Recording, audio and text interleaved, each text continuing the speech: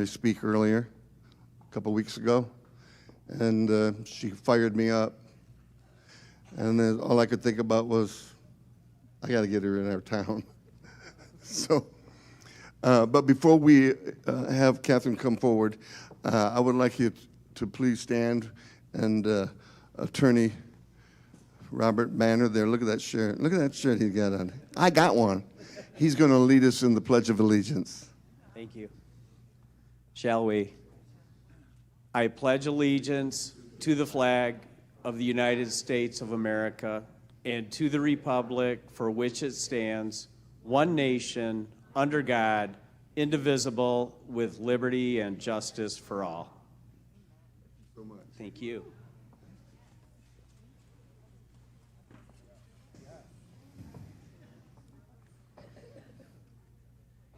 You are going to enjoy this if you like getting information. Anybody like getting information? True information? Real information, not fake? Well, would you please give a warm welcome to constitutional lawyer Katherine Henry from Hudsonville, Michigan.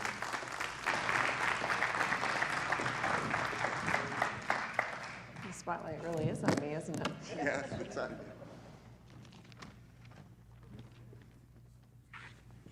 You mentioned I didn't have notes last time, but, well, literally the spotlight's on me this time, so I figured I should be a little bit better prepared.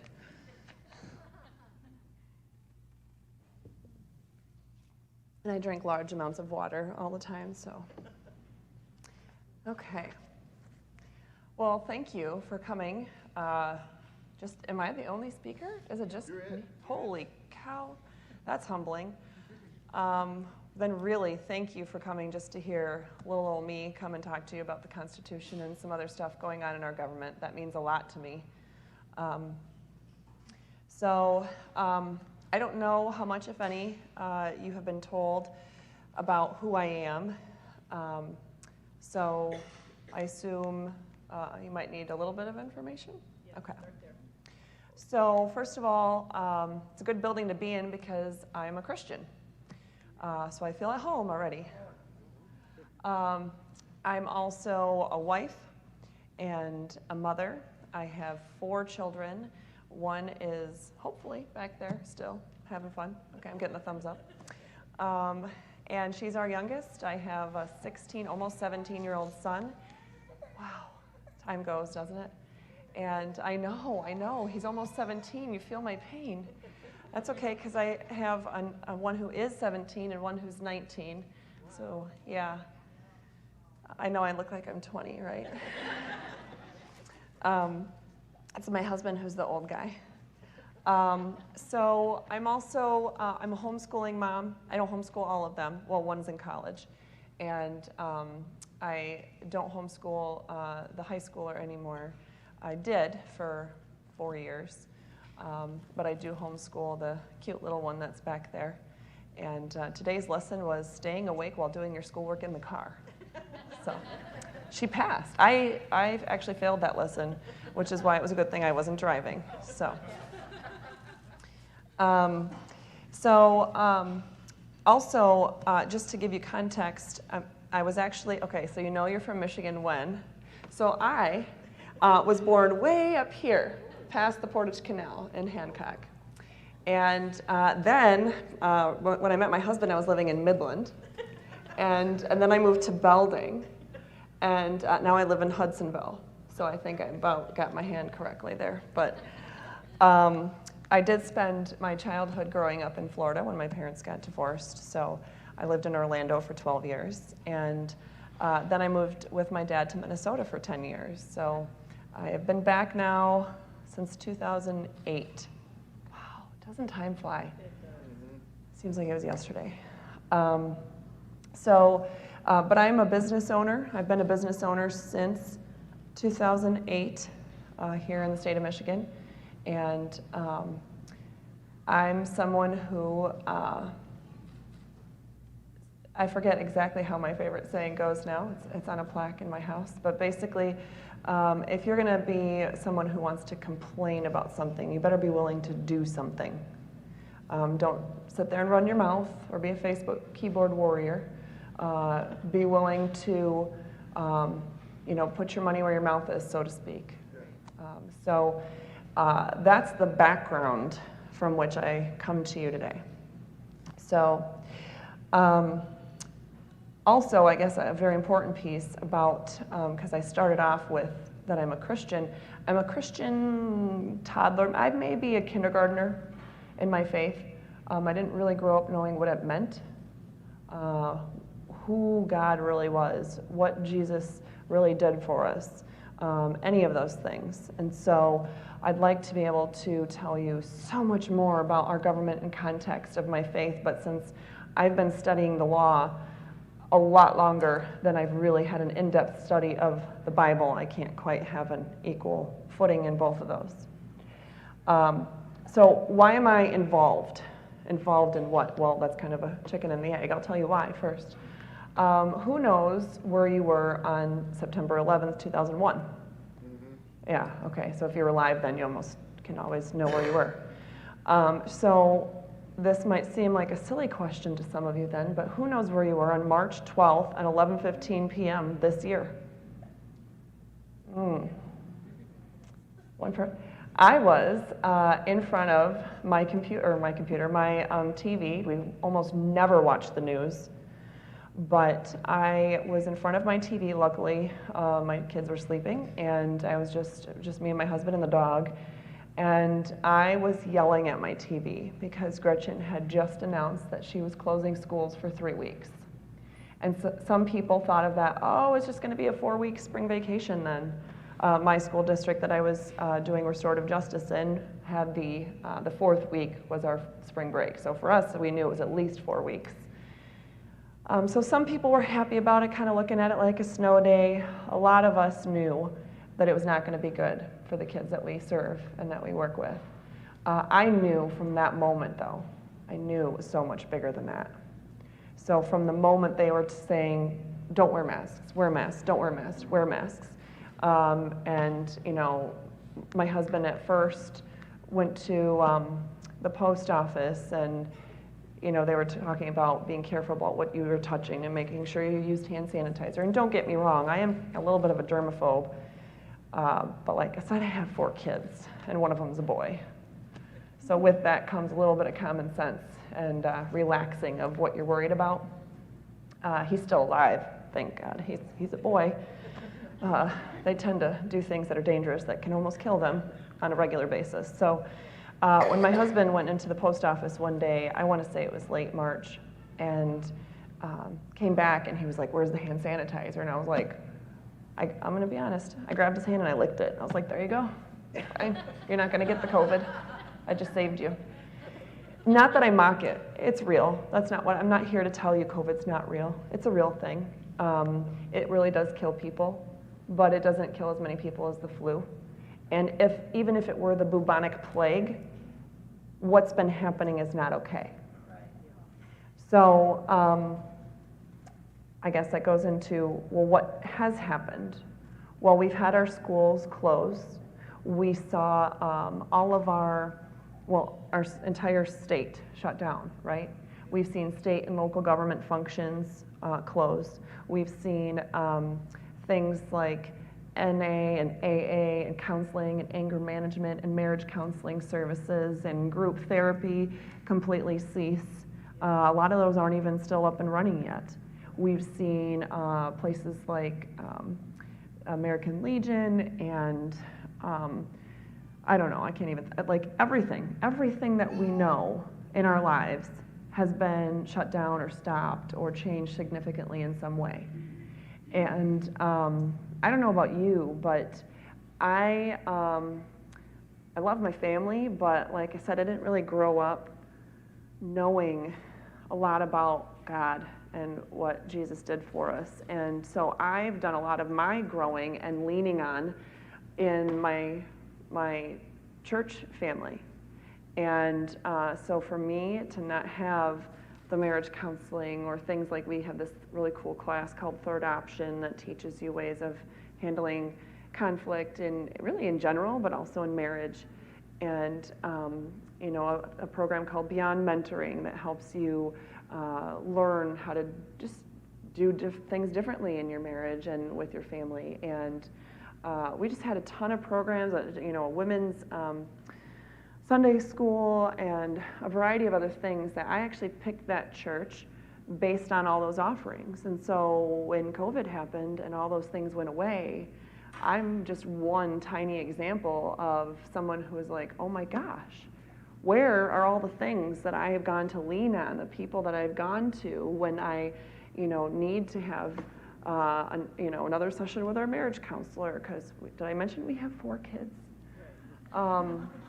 And I own a business.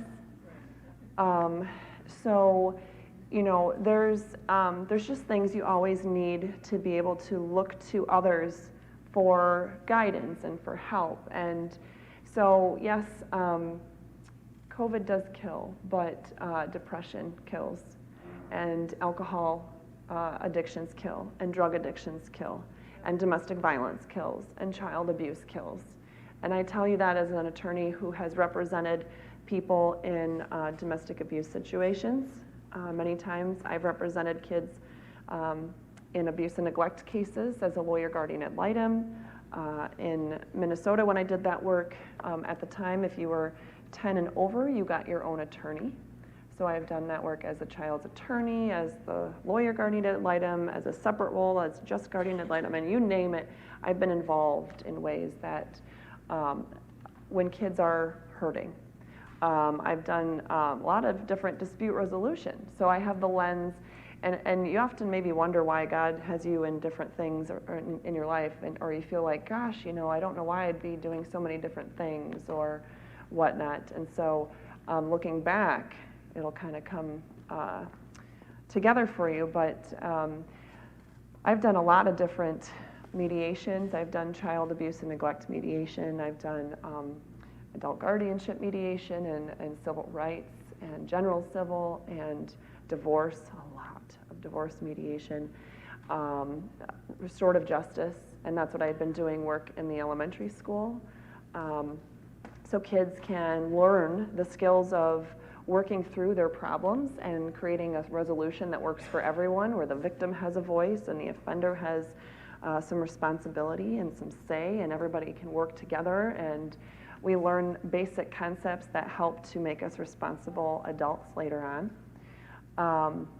So fast forward that, we saw all those things be taken away, right? We saw kids who have IEPs or 504 plans, special needs, not really receive the services that they were supposed to be receiving.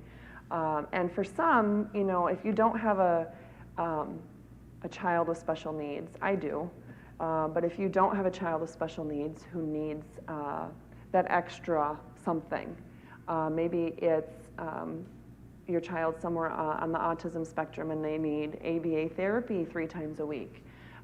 Many of you might not know what that is, but I'll tell you, it's just called a lifesaver for a parent who has a child with that need.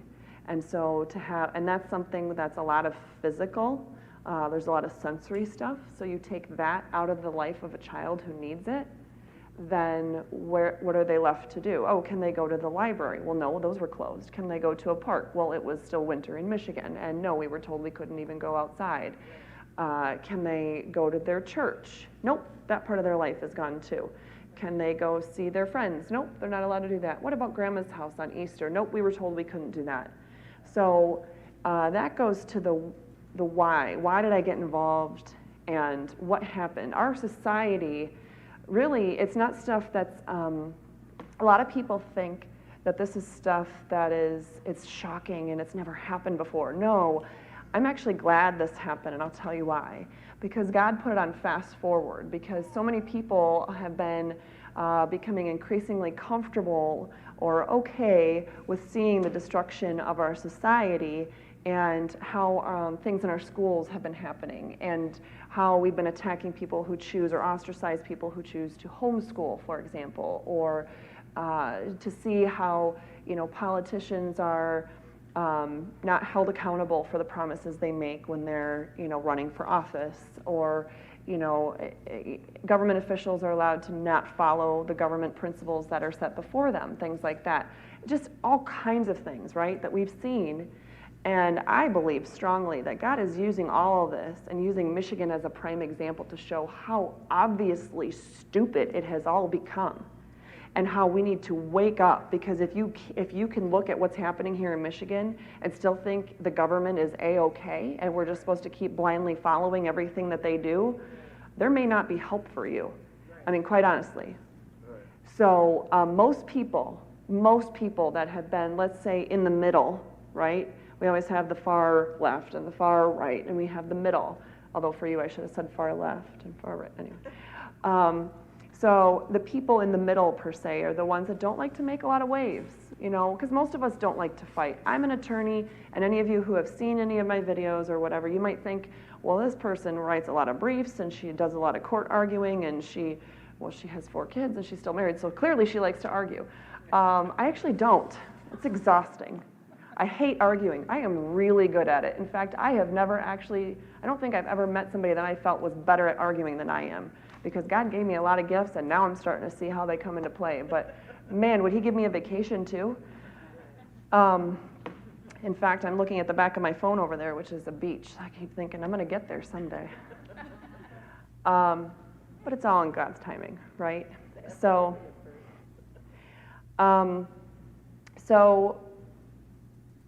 in looking at what happened, I think it was all put on fast forward, because that way people just start to go, whoa, okay, there really is a problem, and we can't deny it anymore, and we don't have time to get used to it. And so what is our government telling us? Well, this is the new normal. Just get used to it. The whole thing is the new normal. So I don't know, that makes me want to throw up every time I hear the new normal. And I'm okay with change, don't get me wrong. Did I mention I have 4 kids? Things change, right? I love the snuggly, hold them, you know, they don't talk backstage, and all of them are out of that, and all of them think they're teenagers. Did I mention I have a 6-year-old? But they all think they're teenagers. That's just part of parenting. I'm used to change. What I don't like is change that's not healthy, change that's not, I guess, ordained by God, change that's not good for us. And just freedom to change doesn't mean it's the right thing to do, and it doesn't mean society as a whole should support it or go along with it. Right, right. So I don't know if you guys know this, but along with having, I have my Bible on my phone, and that I really like, because there's a lot more pages than the Constitution, so I can find things easier on there. But as far as our state and federal constitutions go, there's some really cool stuff in here. So this goes to the why. Why should any of us be involved? Why am I involved? So the preamble to our United States Constitution says that we, the people of the United States, and I won't read all of it to you, but we, the people of the United States, in order to secure the blessings of liberty to ourselves and our posterity, do ordain and establish this Constitution of the United States of America. So there are a few other provisions in there, but this one is constantly ignored, and we're told that God has nothing to do with government, right? We're told that's what the First Amendment is all about, which, man, someday you guys will have to invite me up for a First Amendment talk, because that's not at all what it says. But it says right in here, blessings of liberty. Where do we get blessings from? Right. We get blessings from God. That's the only place we get blessings from. Now, our state government, they made it a little bit more clear, which I like. I like being clear.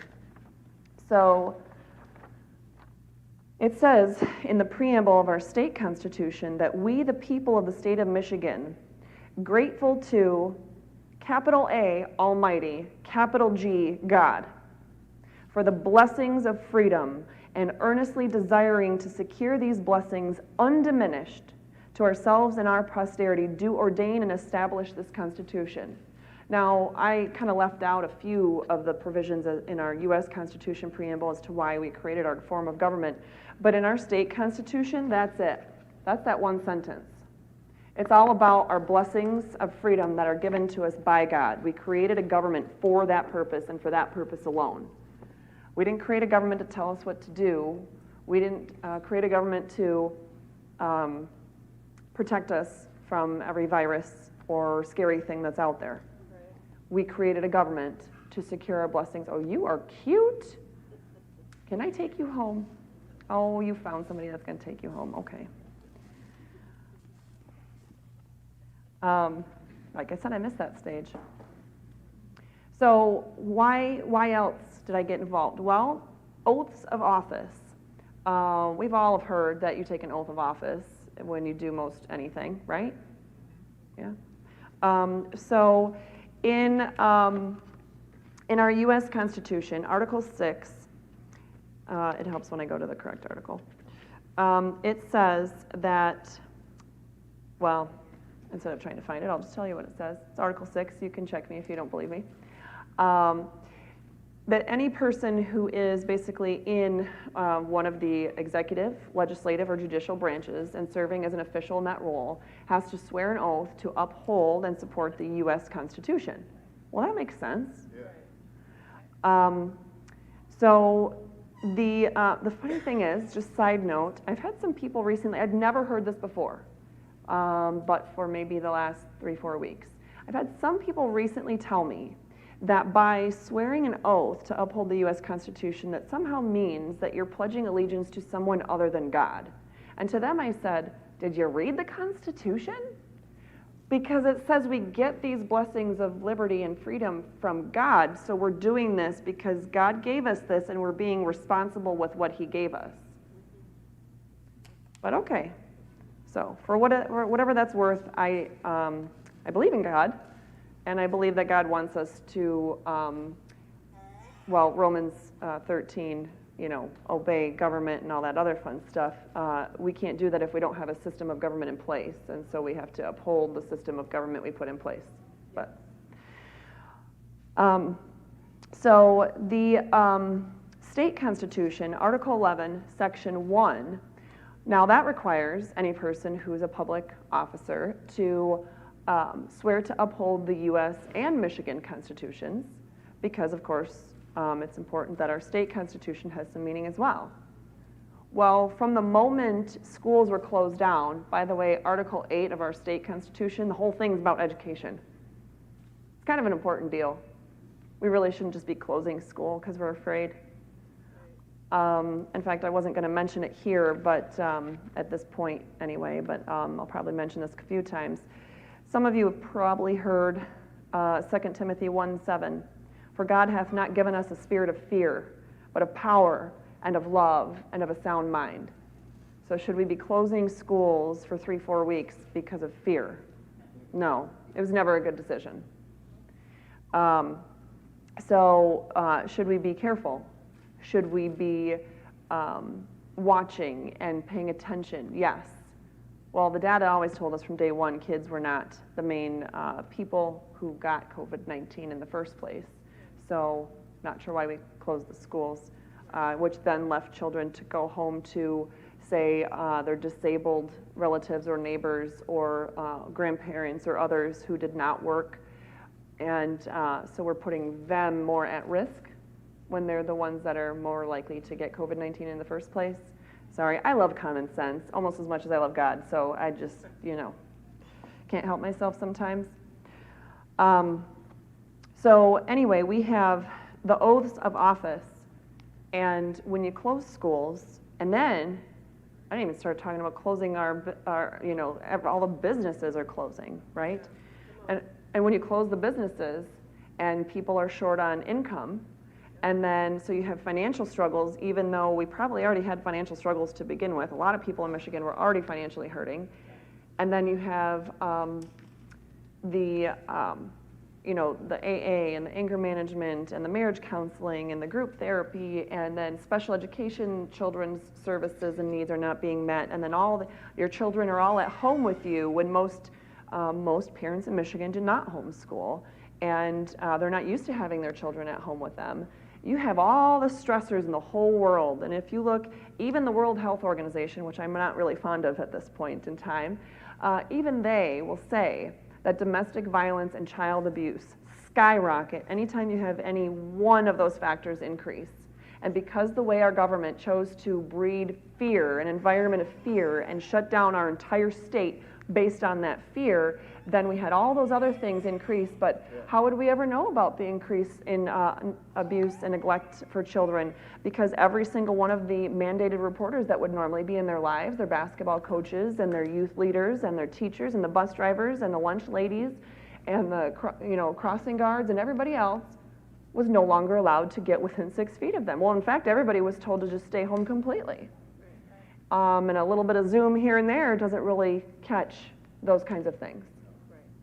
A lot of times it's seeing a kid face to face and going, something's just off today. What is going on? How can I be there for you? So, and it's not just kids. We have adults, obviously, that are in bad situations. I had an adult reach out to me that was talking about how she had been taking her child out.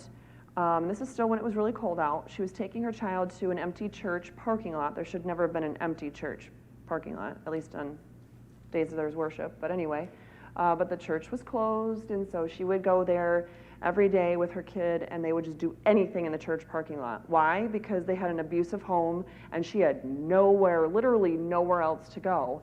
And a police officer came and saw her there one day and threatened her with a citation for violating an executive order and told her she had to go home. Well, is that not a sign of a broken society?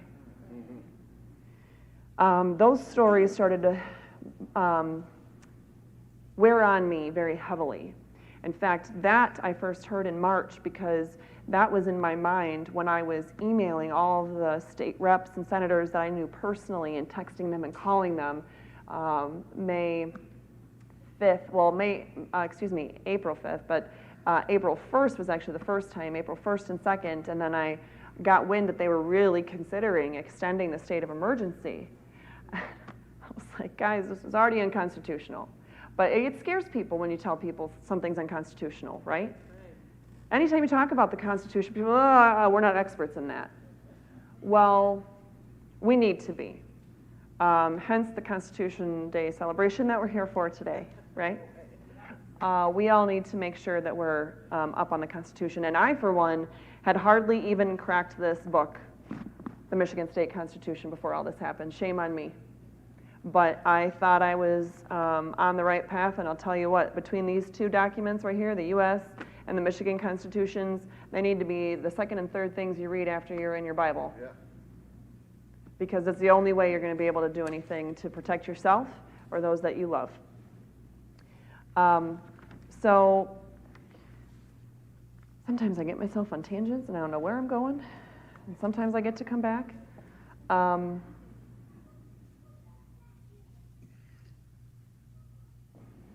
So I'm just going to kind of, maybe it'll come back to me where I was in terms of my talking there to you, but what have I been doing about all of this? So it's really hot here. Whew. Yeah. Whew. Okay. I mean, it's Michigan, and yesterday I was wearing a parka, and today I was starting with shorts, and then I thought I'd end the day in between, but you never know. So anyway, I was telling you I was contacting the legislators. So I was reaching out to them to say it's not only unconstitutional, but it's not okay. You can't do it. Do not extend the state of emergency. And I have some really good friends in some good places, and luckily, my friend Randy Bishop listened to me and got me on his radio station. First time I think I'd ever been on the radio, quite frankly, I think was his station in my whole life. I don't think I'd ever been on the radio for any reason. And I called him up, and by the way, just so you know, I actually hate public speaking. Absolutely hate it.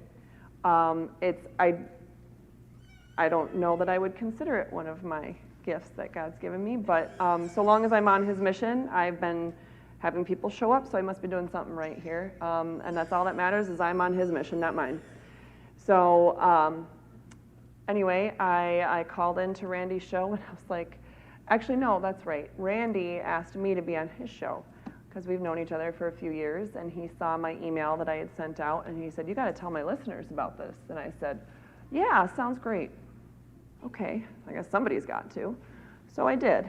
And that got me fired up to get on a couple other radio stations across the state. And we were making some noise, but it wasn't enough.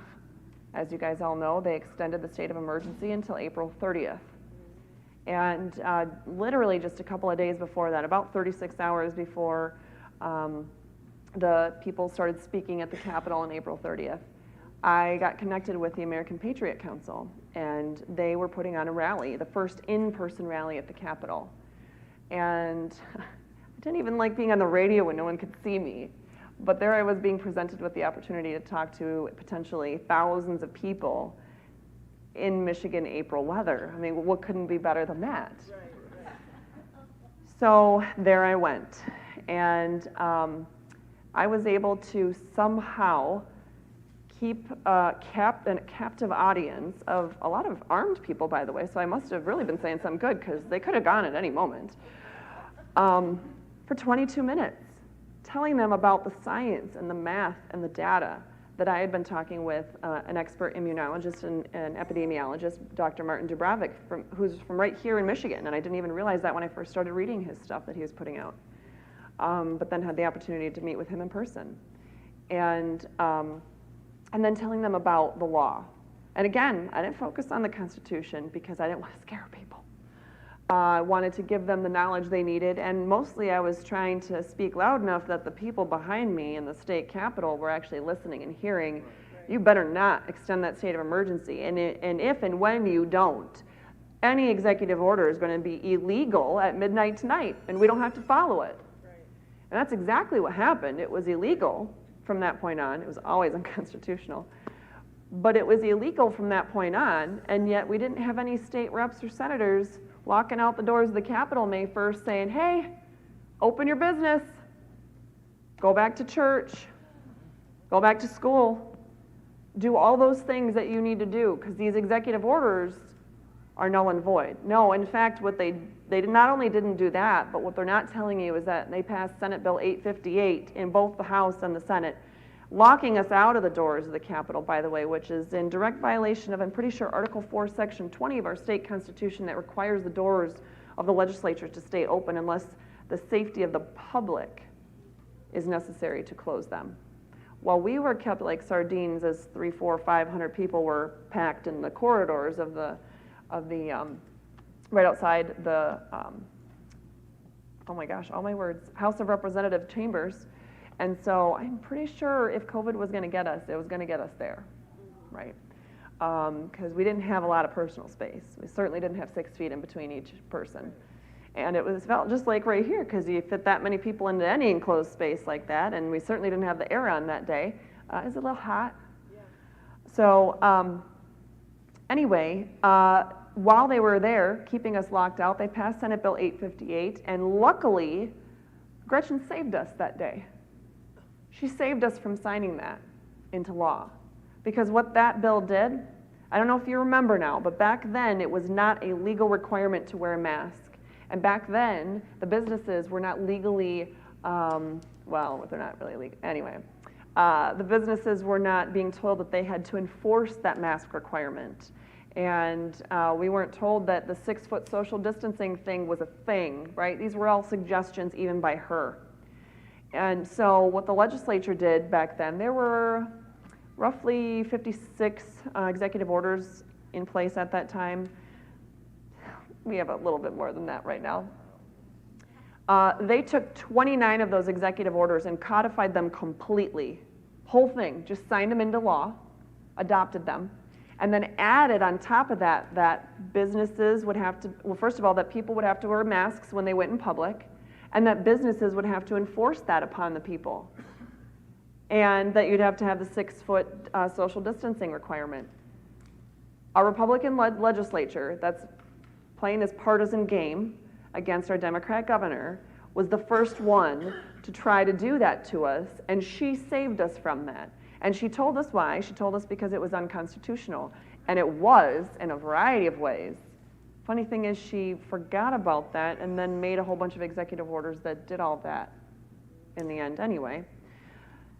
So, so that goes into, again, what I've been doing. I then decided I really have to educate the public. The public needed to know the truth, because clearly no one in government was going to tell us. In fact, I had some strong conservative leaders, good Christian men that I had been looking to for basically as mentors for the last several years. Some of them I had been working closely with. Some of them were in politics, some in law, some whatever. And they were, well, one of them even called me up the morning of May 1st because I had made a post on Facebook. I hate Facebook. But as part of educating the public, I had put a 2-sentence post, something to the effect of, the executive orders are now, null and void as of midnight tonight, and there's nothing more, so go about your lives, right? And I got an angry phone call about that. Angry phone call from a good conservative Christian lawyer who started off by being mad that I told people that they were free from these executive orders. And by the end of the phone call, he agreed that I was legally correct, but that's just not how the way it works.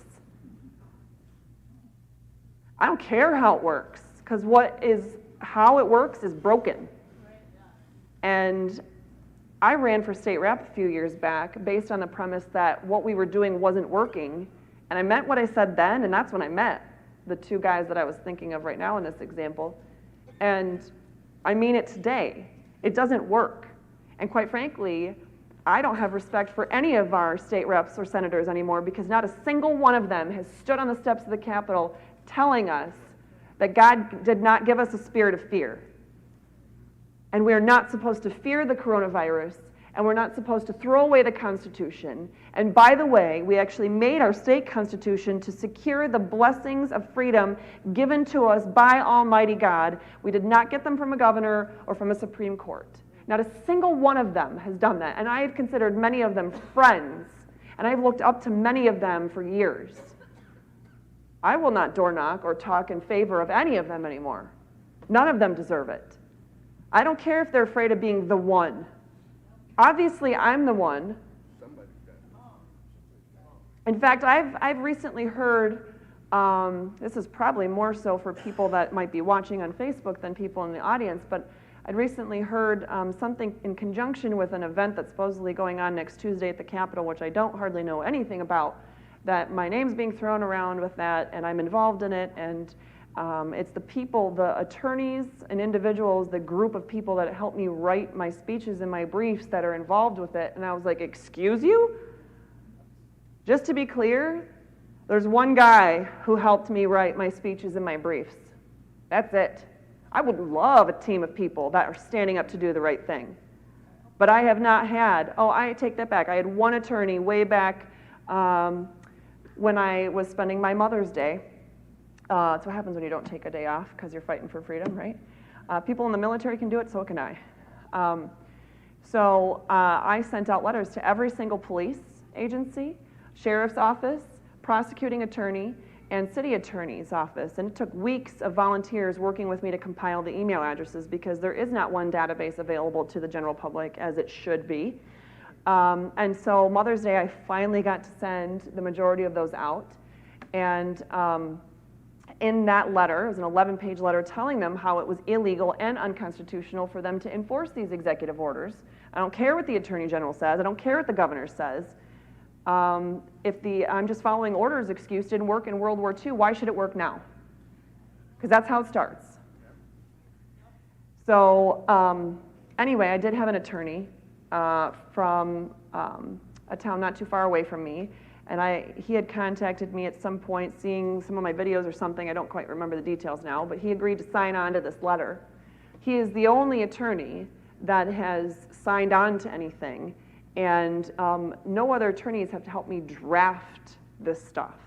So if there's anybody to blame, I'll take all the blame, because I'm gonna take them all down, every single last one of them. So if you think that the legislature is behind me in any of this, or the courts, or the governor, I don't think anybody would think the governor is behind what I'm doing. But it's not the case. So my goals have been to educate the public, to hold the legislature accountable, because what they did from day one was not okay. In fact, they should have realized that on March 10th, when the governor first declared the state of emergency, before she even shut down the schools, they should have had their eyes open And they should have realized, there's too much stuff in those two laws. That Emergency Powers of Governor Act and that Emergency Management Act, those have some bad things in there. We should probably do something about that. And even if they waited to see what she started to do, then when they started to see that she was doing the things that the law allowed her to do, but the Constitution did not, they should have stood up then. They don't get kudos for voting on April 30th, along with that other horrible bill, to also then bring a lawsuit against her, to then tell us, the Michigan people, you need to sit and wait before you exercise your God-given rights because the courts need to sort it out first. How many here get your rights from court?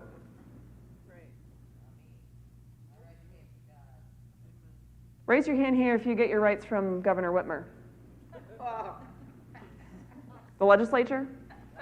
Oh, I thought you were raising your hand. Whew! We're going to get you help, but no, we didn't get our rights from any of them. What about the U.S. Supreme Court? Anybody get your rights from the U.S. Supreme Court? No. We get all of our rights from God.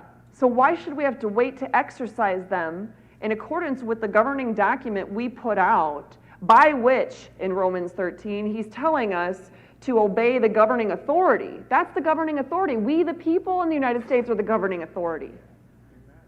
So we have a duty. It also says in Romans 13:7 that you have to give somebody what is owed to them, right? If you owe them taxes, pay them taxes. If you owe them respect, pay them respect. We don't owe it to a governor to follow her when she's violating our laws and our Constitution. We do owe it to every United States citizen and every Michigan resident to follow the Constitution of the United States and the Constitution of the state of Michigan to the T. We owe it to each other. We are violating our biblical principles if we are not following those governing documents, because we, the people, are the governing authority, and that's the framework with which we chose to do that. Yeah. They're not just old documents that a few people signed a long time ago. Right. They're relevant today. Right. So I've also then, to try to hold our government accountable and to try to help the public wake up and to try to let the courts know what their job is, because I'm not one that likes to put all my eggs in one basket. That's never worked out for me. I've done a lot of things on my own. Someday I'll write a book about how awful things have been for me. I was a single mom for a lot of years.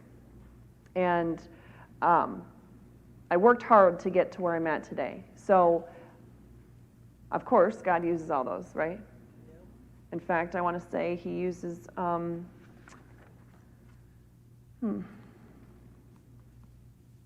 In all things, God works for the good of those who love him, who have been called according to his purpose. So I couldn't see it back then when I was a single mom in college and law school and working my way through and going to school full-time and working 3 jobs as a single mom with not a lot of help and nobody bringing me diapers or gallons of milk or anything like that. Or when my heat tape from my trailer in law school that I lived in, no one told me what it was, and then I had to turn it on. And so my pipes froze, or my hot water heater blew, or when my furnace went out in the middle of winter, and I slept with a heated blanket because I'm an adult, and I was a loving mother, so I didn't put a heated blanket on my child because he was 2 years old, and that could hurt him, right? So I wake up and flip off my heated blanket, and it's 45 degrees in my place, and I run to the other side of my trailer, and to find my son alive, but really cold. Yeah. I mean, the things we think we're doing to help our family, right? So, but God uses all those things in our lives, right? If for nothing else, to help us understand each other a little bit better and be able to show that grace and compassion and kindness that we're supposed to be doing. But in order to show, as I started to, I guess I should pause and say, in talking to the people of Michigan and trying to educate the people of Michigan, I hate Facebook. I'd never done a Facebook Live before. I think it might have been with Dr. Martin Dubrovic that I might have done my first Facebook Live at the beginning of May. I hate all social media. My son's been telling me I got to use TikTok to reach the young crowd these days. I think I'm glad that President Trump signed some sort of executive order to stop that, because I'm just not cool enough. I don't do Instagram, or as I think one of my daughters says, Insta, or Snap, whatever. Not my thing. I'm lucky I still have Facebook. At any rate, I had been getting per day, hundreds and hundreds of emails, phone calls, text messages, people wanting to know what this is all about, because I just put my number and my name out there, and I'm like, hey, when I stood on the steps of the Capitol, I told people how to reach me. I told them all the constitutional or statutory provisions. I had made a whole website just to post information so they could see it. And I said, this is how you can double check what I'm saying, and this is how you can reach me. Because no one else is really out there offering that information. And I thought at some point we might have somebody else step up, but it's like 5 months later. I'm still waiting. Still waiting. So because you take that now, I guess it's been, it was through, I don't think I did anything public until April. So you have April, and May, and June, and July, and August, and most of September. Wow, I guess that's 6 full months of doing this stuff. I figured that I had a pretty unique opportunity to hear the voice of the people of the state of Michigan, because I wasn't an attorney who's maybe representing one of these super politicized cases that the media's picked up and everybody knows about. And I'm not blaming Carl Menke's attorney. That's just an example. Everybody knows Carl the barber, right? Yeah. But when you're busy working on one individual case like that, then you don't necessarily have so much time to then field literally thousands of calls and emails and text messages about a variety of other things. And don't get me wrong, I'm really behind, and some of it's because I don't have the answers yet. But I am still working very hard to get a hold of people and get them the answers. And so I decided that I would start writing briefs to the Michigan Supreme Court, and then later the Court of Appeals, and back to the Michigan Supreme Court, saying that I was representing the interests of, and I'm not representing a particular party. I'm called an amicus. I wrote amicus briefs, and that's a friend of the court. And that's me coming to the court saying, I'm offering this brief to you on behalf of, from the perspective of the people of the state of Michigan, and in defense of the Michigan and the U.S. constitutions. And so that's what I did. Every single time I file one, that's what I'm doing it in the context of. I'm sure they're really annoyed with me by now. It's been several briefs, but what I was blessed to be a part of was on September 9th, I was actually given the opportunity to argue, got 5 whole minutes. As you can tell, that was really hard for me. But 5 whole minutes of oral argument in front of the Michigan Supreme Court to argue the unconstitutionality and illegality of these executive orders. So that was an amazing opportunity, and at first I didn't think they were listening, because I was one of the few attorneys that didn't even get any questions, and that was a bummer, because I only had 5 minutes, and I could go on and answer any questions, and I was really looking forward to that opportunity. But when I looked at them, I'm pretty sure none of them even blinked the whole time I was talking. So then I thought, okay, they froze their images, they walked off the bench, they took a coffee break. But I ended up hearing through the course of the next 4 hours that we were on, and I do realize at some point the public's connection ended and ours continued, and I don't know exactly when that happened, but at any rate, at some point, I would hear one of the justices questioning the attorney for the governor about the sheer number of executive orders at that point, which I had mentioned was over 177. And so he was being questioned on the fact that there were over 177 executive orders. Is that really true? Or no, his question was, I had mentioned that at that point on September 9th, we had been under this dictatorship rule for 183 days. So 183 days, and again, a little fact that I bothered to sit there and count out the days and do all that stuff for the night before at 4 in the morning, if I'm being honest.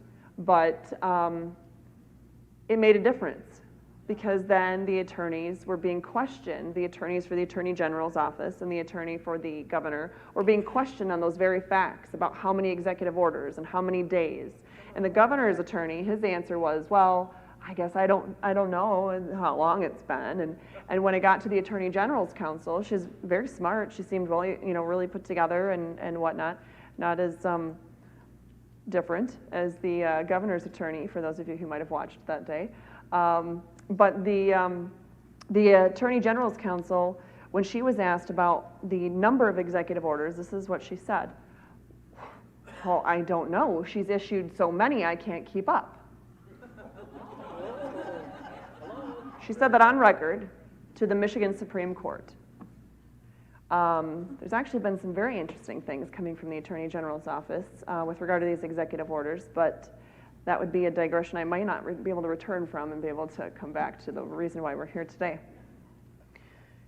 So I've been blessed with that opportunity. We had additional briefs that the Michigan Supreme Court wanted. By 5 o'clock that day, they had told us that they wanted an additional brief that covered the questions, very specific questions, about, I knew I might forget this, so I wanted to bring it up here with me.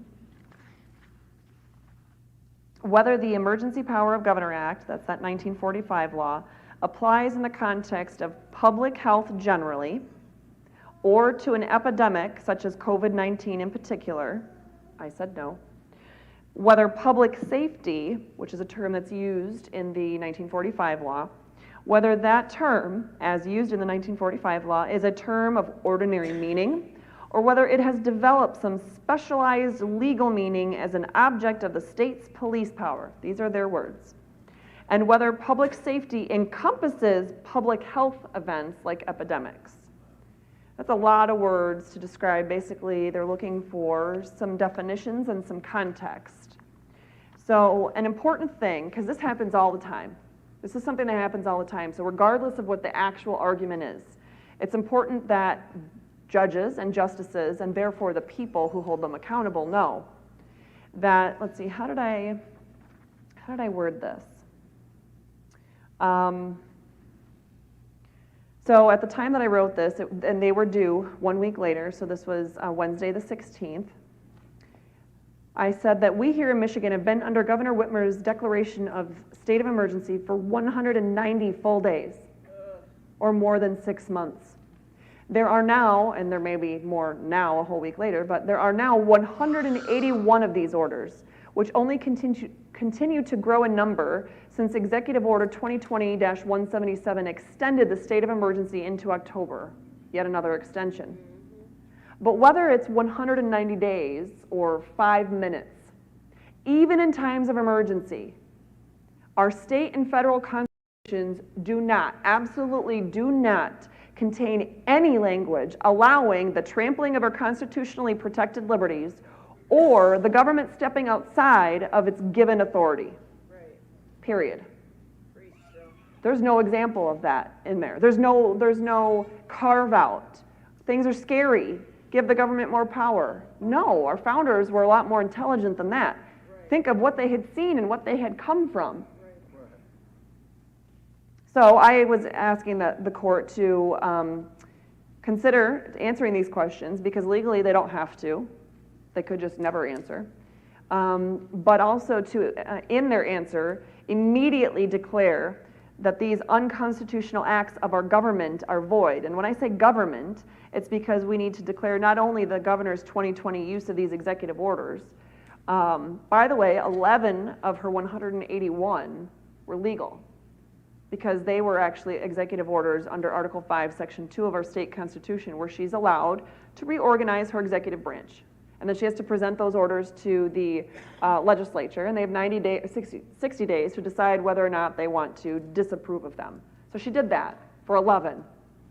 94% of her executive orders in the year 2020, though, are not constitutional. So because of that, I just refer to all 2020 executive orders as not being constitutional. I figured 94% was a big enough margin there. So not only are those unconstitutional, but the entirety of the EPGA, the 1945 law, and the 1976 law are unconstitutional. So I'm just curious, anybody here, do you know what happens if you have a law that does something totally different, goes in a different direction than a constitutional provision? Does anybody know what happens? You gotta be super loud. Not even that, you get to ignore it. So we have a supremacy clause in our U.S. Constitution that says that our U.S. Constitution and the laws made in pursuance thereof are supreme law of the land. And then we have a case, you probably have heard of it, Marbury versus Madison, that tells us that when we have unconstitutional laws or unconstitutional acts of the government, they're void. Well, if something's void, you don't have to go so far as to have anarchy or any kind of civil disobedience. You have civil obedience. I had somebody pick that fight with me early on, long before I knew I'd be writing any briefs. And he was saying, you're just arguing for civil disobedience and you need to be telling people to follow these executive orders while we fight them. And I said, excuse me, no. An unconstitutional law, an unconstitutional act of government is unconstitutional. And we have a duty to follow the Constitution, not these unconstitutional edicts. In fact, Article 11, Section 1 of our state constitution is when attorneys get sworn in as officers of the court, when police officers get sworn in, when any government or public official in the state of Michigan is sworn in, they take an oath to uphold the U.S. and Michigan constitutions, whether they're on the local school board or whether they're the governor, and everywhere in between, we take that same oath. So I've served on local downtown development authorities and planning commissions at the city level in a teeny tiny town that my husband dragged me to. No, just kidding. But it doesn't matter how the size of the town or the level of the position or in what branch, right? You have the same oath of office and you have to follow the U.S. and Michigan constitutions, period. So I had a duty all along to try to educate the people and try to hold our public accountable because they weren't following the U.S. and Michigan constitutions. So again, that's that whole Romans 13. I know some people disagree with me on it, but I actually read it at face value. So the other thing I pointed out to them, though, is, so this supplemental briefing that was directed by the Supreme Court's September 9th order was focused solely on statutory interpretation, right? So looking at what the meaning of words in the law are.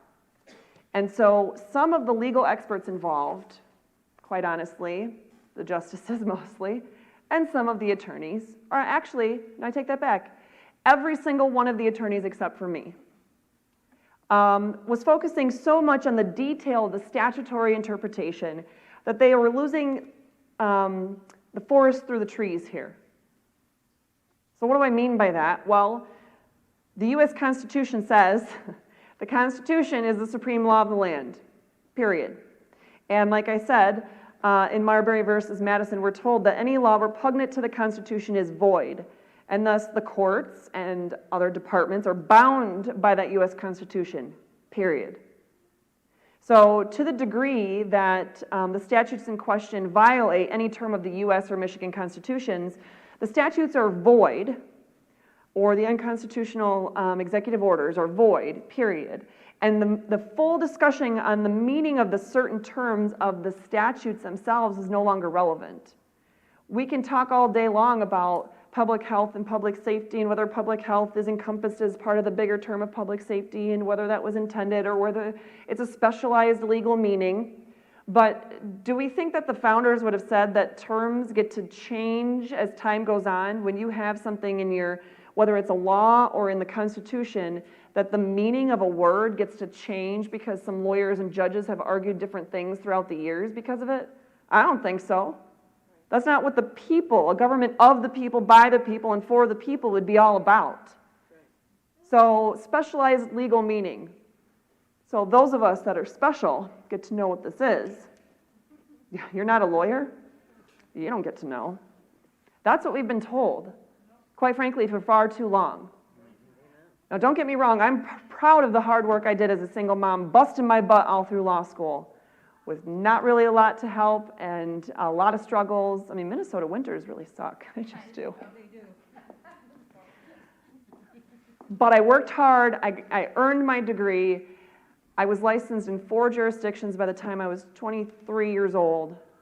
Opened my own law firm by 23 years old as a single mom. and 0 furniture in my office. I had 2 chairs and a pad of paper and a pencil, and I had my first client show up that first day.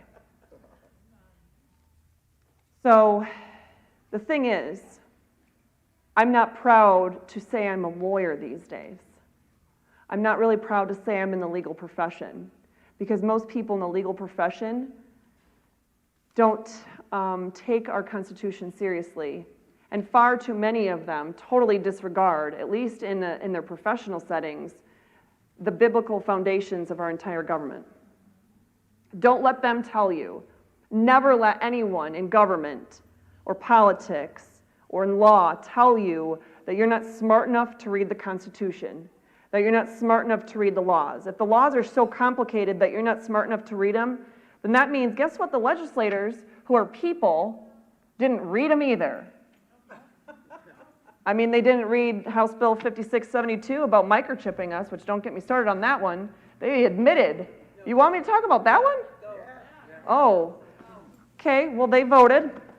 104 of the 110 legislators voted in favor of House Bill 5672. So what did that bill do? Well, in the summary of our laws, there's always a summary. The summary said that it's going to protect employees from being forced as a condition of employment to be microchipped. Yeah. So that'd be good, right? We don't want to be forced. But that's the summary. I don't know about you, but I stopped reading the Cliff Notes version of things after I got out of college, right? So I read the actual bill, which, by the way, was 3 pages.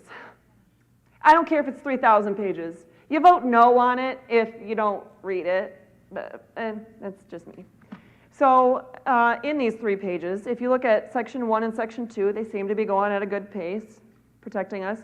Section 3 says, well, yeah, they can't do that to you unless the court orders it. I'm sorry, what judge has the right to order a human being to be implanted with a microchip?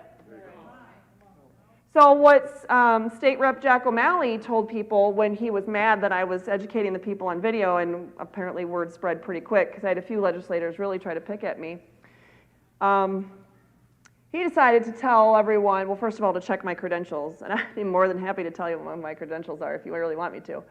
But he said that it's okay because it's for use of things like criminals. And so you have the ankle bracelets and the tracking devices, that it's okay to have that be like the next step of technology. Well, I'll tell you what, and this could be from the years I served as a public defender, but criminals are people. And the system isn't always right. So even if you have a conviction, you might not have actually committed a crime. And a lot of people that I represented as a public defender, a lot, had some disabilities, or they couldn't read, or had no way to gather the evidence that they could use to show their innocence in a particular situation. Not that our system's supposed to be designed for them to prove their innocence, but we won't even go there. So, no, I'm not okay with any human being being microchipped. I don't think God has that in our plan. So, what's far less important than that is what was in Section 4 of that same bill, which said that, okay, so let's assume that an employer goes outside of this and they go ahead and require you as a condition of your employment to get microchipped. All you can do is sue them for actual damages. Now that might not seem like okay, actual damage, yeah, I'm going to get what I'm owed. No, actual damages means that once, it's just like kind of like 2 trials, okay? So you have your trial to prove that they did this and it's awful and it shouldn't have been done and it's illegal. And then you have a whole other trial where you as the plaintiff, as the aggrieved party, has to prove with receipts and all that you're out money. How much money are you out? Well, let's say that you, as a condition of employment, you're a single parent and you have 3 kids, and so that's a lot of food and diapers and stuff you need to care for, and so you go ahead and get that microchip for now, but then you sue them because it's not okay. So you don't want to lose your job, but then you decided this is not okay. Well, it's recent enough that you're healthy enough that your body hasn't had any kind of reaction to that process so far. So you don't have any out-of-pocket medical costs for it, assuming that they paid for the microchipping to begin with. So you don't have any out-of-pocket medical bills, and you don't have any loss of wages or anything because you still stayed working there. So your out-of-pocket costs are your filing fees at the courthouse. But don't worry, your attorney still gets paid under the statute. That's still allowed. So what should be in there is statutory damages, where the legislature has said ahead of time, hey guys, if you do this to people, you're going to have to pay X amount no matter what. As long as you have found to have done this, you're going to have to pay this amount. On top of that, there should be punitive damages. We all know that word, punitive, right? It's set up from the beginning to punish them if they do that. So if they know they're going to have to pay statutory and punitive damages for trying to microchip a human being, they might be slightly more not wanting to do that to somebody, right? But our legislature said, no, you're stuck with actual damages, what you have in your receipts, what you can show. So they supposedly are trying to address the judge ordering thing, but nobody's copping to Section 4 about the actual damages. Again, zero respect, I'm sorry, but zero respect for any of our representatives and senators right now. So that was actually voted on. 104 of our state reps voted in favor of that. 104. So clearly this is not a Republican-Democrat thing. This is a politician, we the people thing. And 2 of them voted against it, and I want to say there were 3 abstentions, and then 1 just wasn't, I don't know what happened there. But the 2 that voted against it, at first I thought, this is great because I know them, and one of them I considered a good friend since I ran for state rep years ago, and just good guy, Christian guy, and I was like, yes, okay, he stood out, and he has voted. He's often been the one vote to vote against everybody else, right? So I asked him, I said, hey, I heard this rumor that you voted no on this bill for this awful reason. I just want to know, why did you vote no? So he clarified, oh, he voted no because he thinks that the employer should be able to microchip somebody as a condition of employment. It's a free market society. Yeah, What? That's why both of them voted no. We had 0 state reps stand up for our rights. 0 out of 110. This is not a Republican-Democrat problem. This is a human being problem. This is a freedom problem. This is a government is too big, and they're too big for their own britches, and they need to go home problem. Yeah, and that's why, if you think that anything that I'm doing, my petition that I haven't even talked to you about, or any of the other stuff, if you're going to ask me if the state senators or state reps or anybody in government's on my side and they're backing me in this, no, we're not really on close speaking terms right now. So the last thing that I was doing, and by the way, just to let you know, because I've kept you here long enough, and I'm sure I will be inundated with questions, which I will gladly answer as soon as I'm off the mic and people just feel more comfortable asking me individually, that's fine. I'll stay here, well, I was going to say all night long, but I have a driver, so I should check with her first. Assuming she's okay, I'm here all night long, I can answer any question. But what I want you to know, if you don't have the opportunity to stay longer to ask questions or whatever, is that I'm just getting started in this fight. I don't care if I'm making friends in this or making enemies. I'm going to do what I think God is calling me to do. I'm going to do it till the day He says that I no longer have to do it and I get to go to that beach.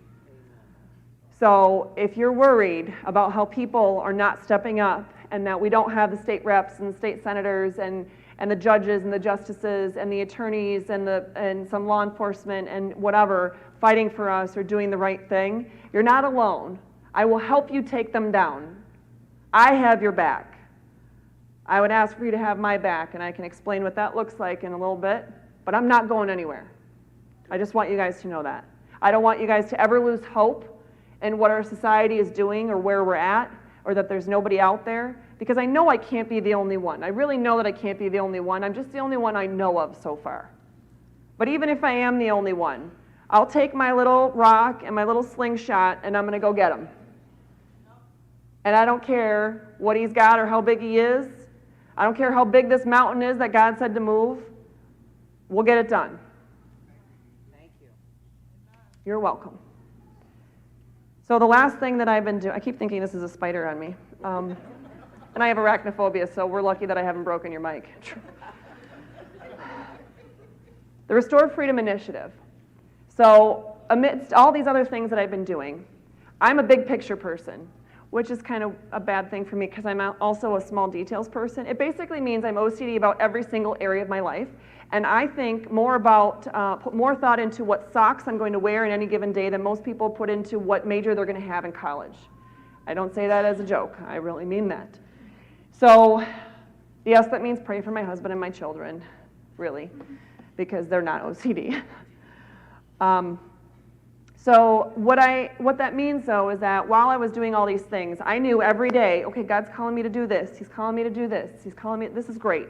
And for a couple weeks, though, I'd been saying, okay, God, tell me, what's the bigger picture here? I want to make sure I'm not missing the mark. I don't want to lose the forest through the trees. What is the overall thing I'm supposed to be doing? Or is it multiple points or something? Just make sure that I know, because I've been a stubborn learner. I didn't grow up really being a Christian. I was pro-choice for many years, as an example. And I could tell you that I don't want to have to get to the point of losing another baby to have to learn the value of life and what I should be fighting for, and that pro-life is really the only choice because that's how God designed it. I don't want to have to go through painful lessons like that to know what I should be doing here. So I was like, God, no, I don't want to learn the lesson. You just tell me, and I'll write it down. So he did. He told me one day. It was the second to last Friday in May, and I had a college intern that had been showing up just because her parents had seen me on Facebook Live, and she lived not that far from me, and she'd been fired because she was a waitress, and they were, closed. And the college that she was attending had been closed. And so she lived a couple miles away and was coming over either every single day or every single day, Monday through Friday at least. I don't remember now. And so Emma, my youngest, would sit there and do her homeschooling work because I wasn't waiting for the public school system to start sending me the packets at home or do the online stuff. No, from day one we were doing school. And the only reason why she was in that public school is because I worked there 3 days a week. But anyway. So I would work on legal stuff, and I had this college intern who wants to be a constitutional attorney someday, helping me. And I said, you know what? Can you look up constitutional amendments? Like, are they a thing? Can we do that? And sure enough, I sat there and I wrote down this list. I don't know about you, but I get the best ideas when I'm shampooing. When you're in the shower and you have soap in your eyeballs and you have no electronics, you can't write something on a piece of paper. There's nobody there with you, right? Because you're in the shower. I mean, my 6-year-old's usually in the room because I'm a mom, right? Nobody gets privacy. But trying to explain to her, okay, can you make a bullet-pointed list of what God's telling me right now? It doesn't happen, right? So anyway, so luckily I remembered, and I got to this point, and it might even be in this notebook here. But I wrote a bullet-pointed list, hence the OCD. And it was educating the public. It was educating our legislators and our government officials. It was fighting for people that had been essentially acted, like the government was acting like they were the criminal when they were simply exercising their own rights or protecting the rights of others. It was writing briefs in the Michigan Supreme Court, and it was writing a constitutional amendment. And when that last one was written, when I looked at that, I was like, right, I don't think I heard that one right. I think it must have been, now keep in mind, this is before the 1945 repeal became a thing with the really cool Stand Up Michigan group. I was like, no, I think I'm supposed to be doing a repeal. That'd be way easier, right? So long story short, no, God said, no, that's not what I want you to do. I want you to do a constitutional amendment. And this is a process, just so you know, to give you context, this is a process that takes $2 million, I'm told. It's a process that takes 1.5 to 2.5 years of planning and coordinating and doing focus groups and talking to all kinds of big power players, right? It's a process that takes teams and teams of attorneys that get paid oodles and oodles of money.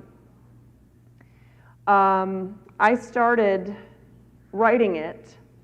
Well, first I was told about this that second to last Friday of May, which I want to say is like the 23rd, 22nd. And I had it written by the next, revised, reviewed first by real people, a few attorneys, but some real people, because that was the important people, right?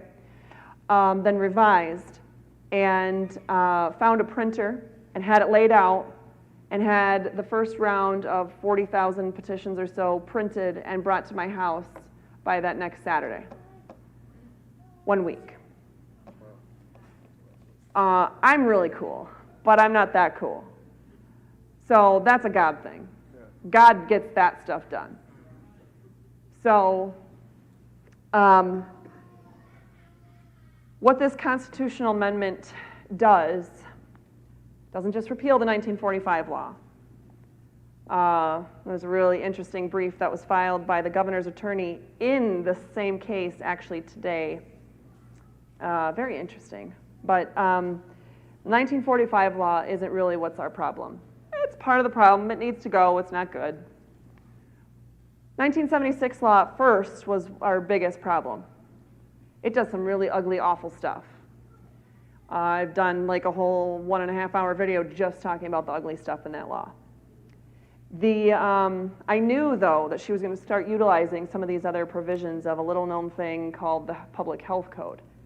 And we saw a judge down in Kent County that had issued some warrants for people with no name because eventually someone in the public health department might see someone, think they might be exhibiting symptoms of COVID-19, and they wanted to exercise their rights under this law to get a warrant so they could go ahead and take this person off the street, transport them to a governmental facility somewhere, observe them, and diagnose them, and treat them, and they could be held, all of this, for up to 6 days under the state law in the Public Health Code.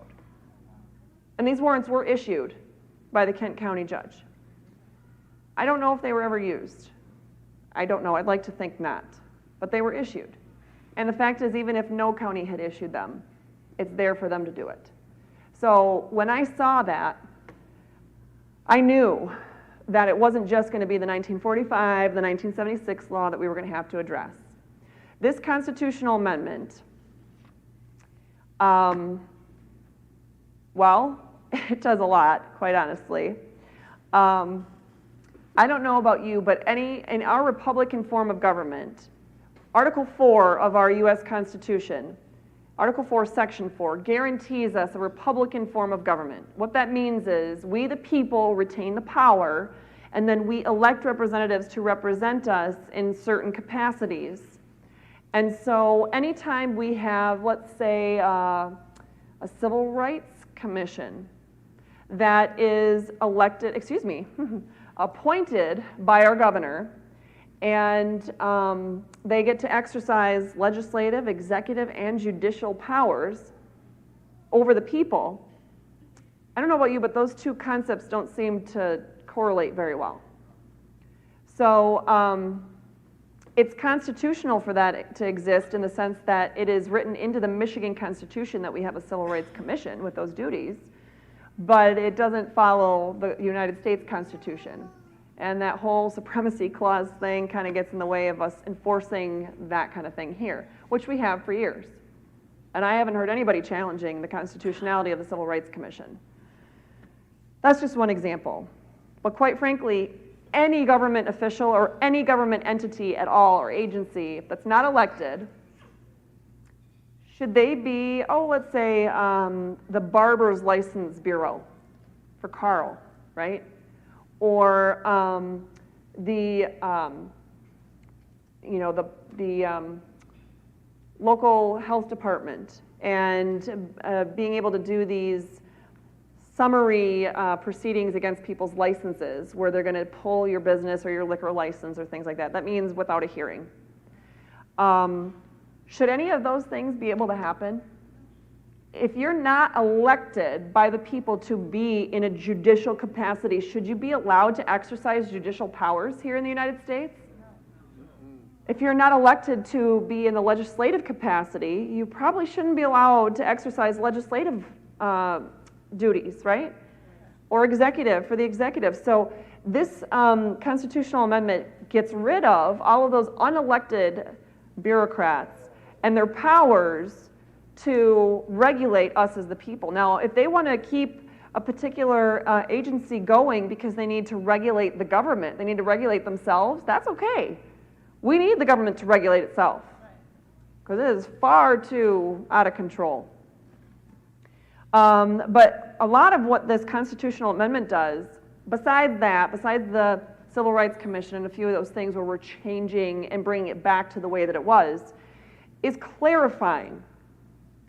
Well, okay, why? Well, because we have, it's not, what the governor's doing right now, it's unconstitutional. These executive orders and violating all of our rights, which, by the way, there's a ton of rights. Even if you've never read the Michigan State Constitution and you don't have a lot of interest in it, read Article 1. Just read Article 1. That's our rights. And the U.S. Constitution, read the first 14 amendments. Just do that. If you're only going to read some, read the first 14 amendments of the U.S. Constitution and Article 1 of our state constitution. That'll give you a better understanding of what our rights are. And by the way, those are not all of our rights. Article 1, Section 23 of our state constitution is basically the same as the 9th Amendment of our U.S. Constitution, which says that just because we didn't enumerate a particular right doesn't mean we don't have it. God gave us a bunch of rights, and we don't have enough paper to write it all down on. Right. So we retain those rights. Right. People often talk about the 10th Amendment, which reserves powers to the states and to the people, respectively, which by itself, I think, proves that it's not just to the states, but the people retain control. But they forget about the 9th Amendment that came before the 10th Amendment for a reason, and it says that we have rights given to us by God that we did not choose to write down, because who on earth thought we would have to write an amendment that says we have the right to not wear a mask in public? Or to not be microchipped as a condition of employment? Or to not have contact tracing, or not have your children who are in public schools when the next kid over coughs and they think your kid has now been exposed to COVID, and they're going to pull them in and they're going to do questioning. This was a bill that was passed and signed by the governor, by the way, about how our schools are opening, their reopening plans, and it says right on in there that they can pull the kids in without you there and question them and get all kinds of history about where your family's been and what you're doing and where you're going. Yeah. That's our Republican legislature with our Democrat governor, not a Republican-Democrat problem. So anything that the legislature is backing at this point, I kind of shy away from. Anyway, it's already unconstitutional.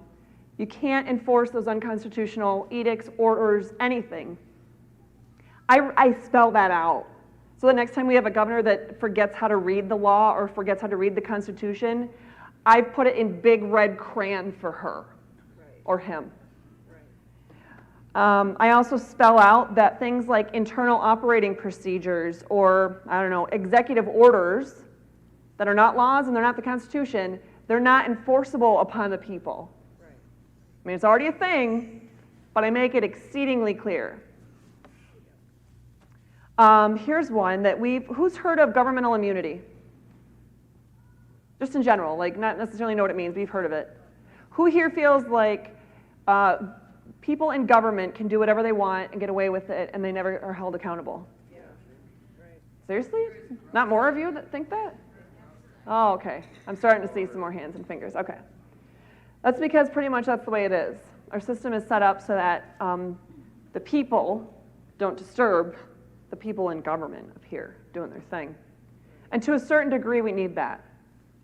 But obviously, we push that pendulum way too far, and it's about time that it swings back. So this constitutional amendment finally allows our government officials to be held criminally and financially responsible for intentionally violating the Constitution. First time's a misdemeanor. Second time's a felony with a $25,000 fine coming out of their pocket. They are immediately removed from office, no need for a recall, and they're not ever allowed to hold public office in the state or local governments again.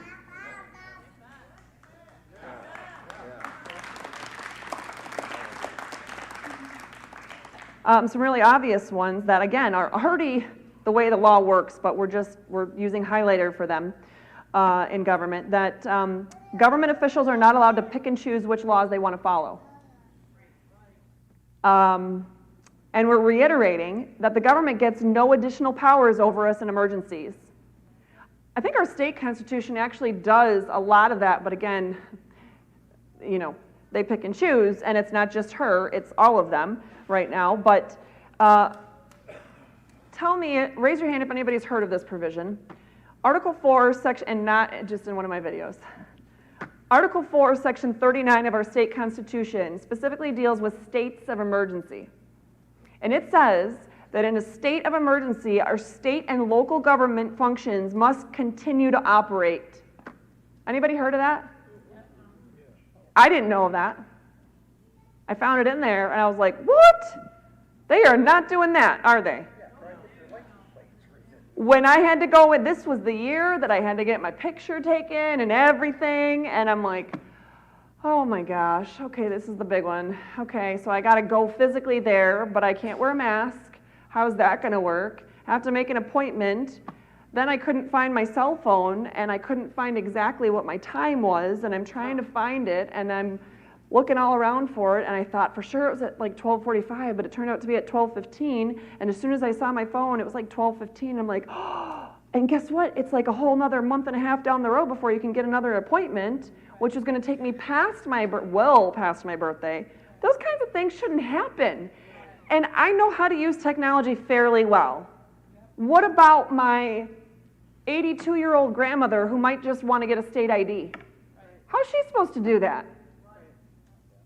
How are people who barely can handle the way that it's already horrible and not functioning, be able to use those services or get those I mean, getting a state ID these days is not really optional, is it? It's required for everything, which in a lot of senses I agree with, right? But then they have to be open for us to do that. So, at any rate, in here, we establish a true system of government accessibility and transparency and accountability. Because what exactly is a Republican form of government for us if we have no way to see what they're doing or access them, talk to them, hold them accountable, and do anything about it? I mean, it'd be Republican form of government by name only, right? So we've heard, how many have heard of the Open Meetings Act, OMA? How many people have heard of FOIA? Freedom of Information Act. Okay. Those won't be laws anymore with this constitutional amendment because the good parts, minus all the big loopholes, are now going to be in the Constitution with this amendment. Because that goes to the very, very foundation of you can't have a Republican form of government if you don't have a proper way to hold your government accountable, to be able to see what they're doing, know what they're doing. And by the way, Freedom of Information Act, that's the most ironic thing I've ever heard in my life, where you have to request information that should have already been freely given to you, then you have to pay for it, and if you don't pay for it, then you get, anyway, it's lovely. Even as a victim of a crime, you have to do that process. And then it's all redacted, and then if your insurance was going to help you pay for something, but it's redacted, then it's a nightmare. Yeah, that was my first, when I first moved back to Michigan. I had my stuff, my purse and my computer stolen and had to file a Freedom of Information Act request, and I got real acquainted with how Michigan government works or doesn't. So at any rate, for the most part, government things, government decisions will have to be made available on their website in a way that actually makes sense for people to be able to view things, not 22 clicks later and you can figure out what the city council meeting packet is going to look like for your local city council. So you shouldn't have to request those things. Anything that's going to be used by the public body to make a decision on behalf of the public should be made public ahead of time for free. Now, if you want them to print it for you because you don't have a computer, okay, you could be charged $0.25 per page or whatever, right? Because there is cost to that. But putting it online, let's be honest, that infrastructure should have been in place long ago, and there's no reason why we need to be charging people to look that up.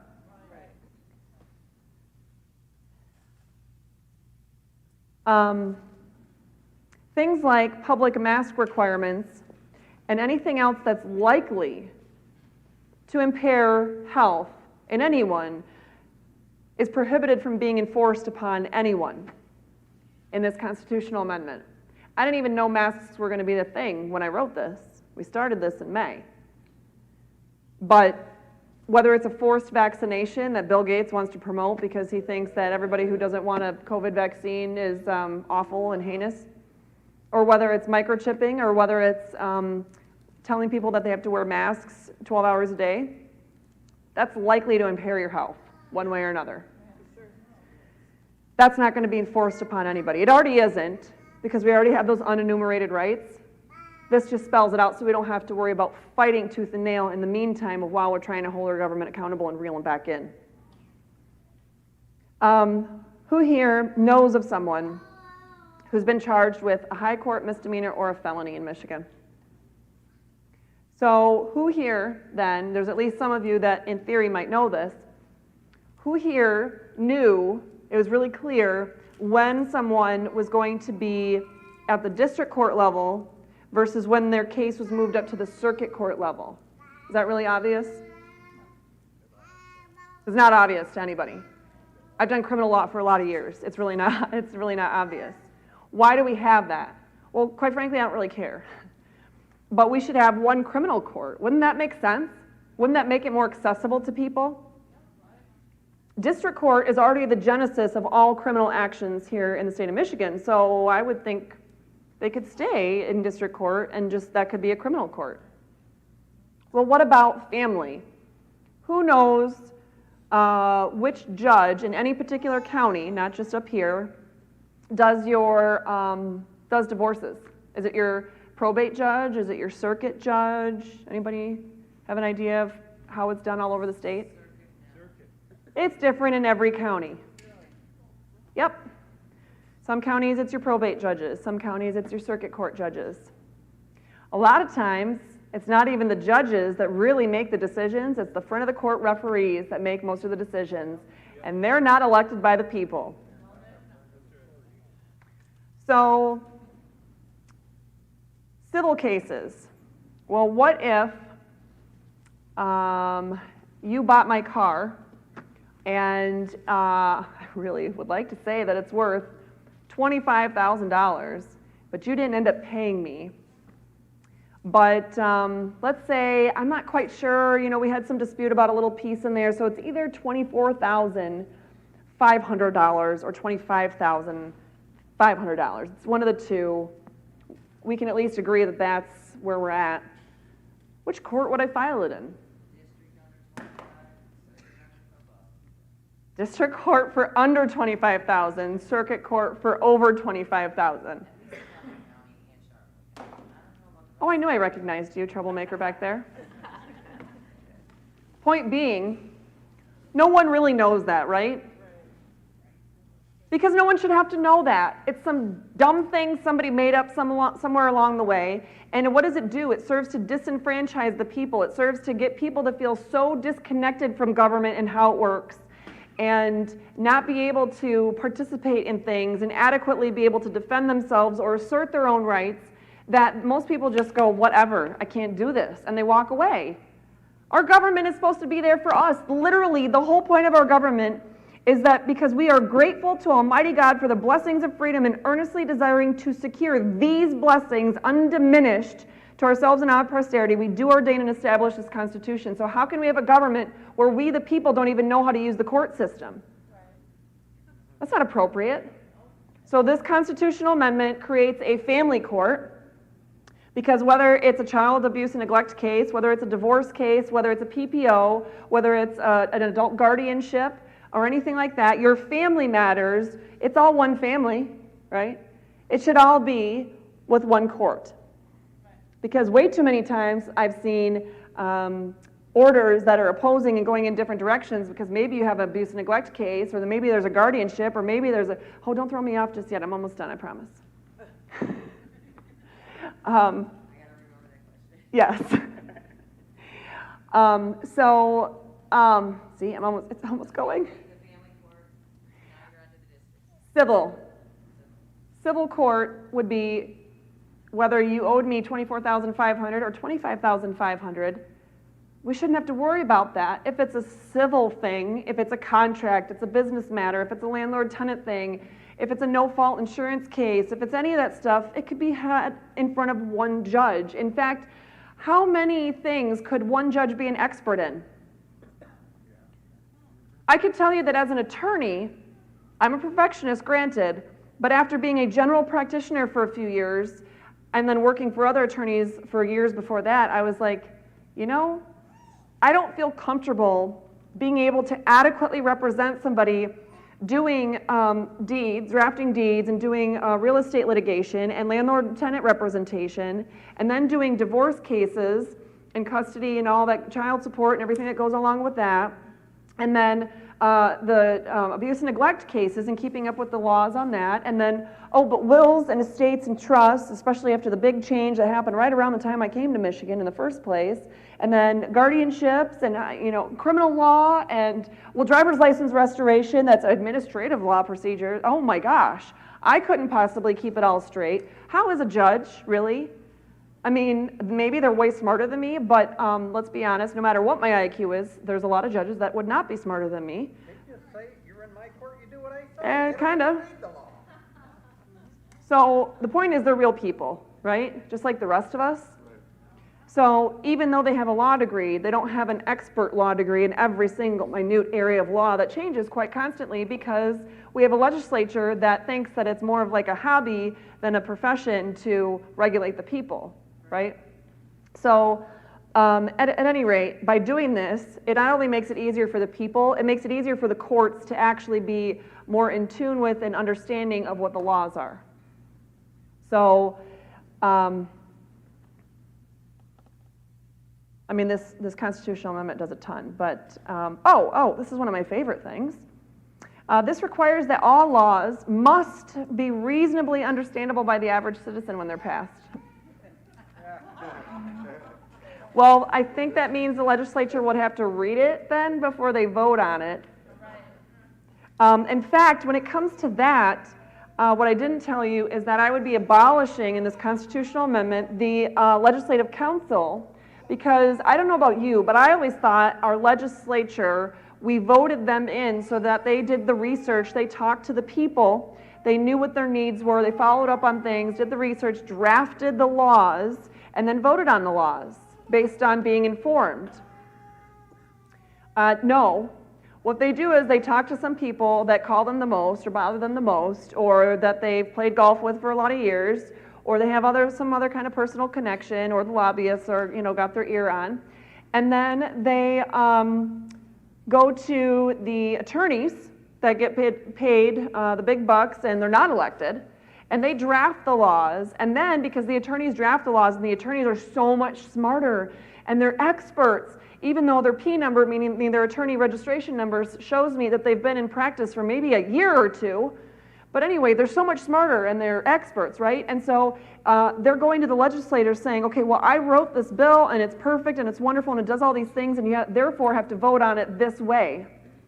So then the legislators don't even read it because they're not smart enough to read it and they can't explain it to their constituents. All that's gone in this constitutional amendment. We put them in place to talk to the constituents, to understand we, the people, and our needs, right? To do the research on how to best fix a problem if it belongs in legislation in the first place, because they're not supposed to fix every problem by legislating it away, right? Unless that law is to take away 6 other laws that were already on the books. And then they should be able to write it themselves, because if they can't write it and read it themselves and understand it, then how would the average person be able to understand it and be able to follow it? Right. This is not a society of attorneys. This is a government of we the people. Right. So those are the highlights, the best things about that. So now that I have kept you here until next week already. Well worth it, though. Okay, well, thanks. What can you do? Well, number one, I'm going to ask you to pray. First of all, selfishly, I'm going to be selfish. I'm going to ask you to pray for me.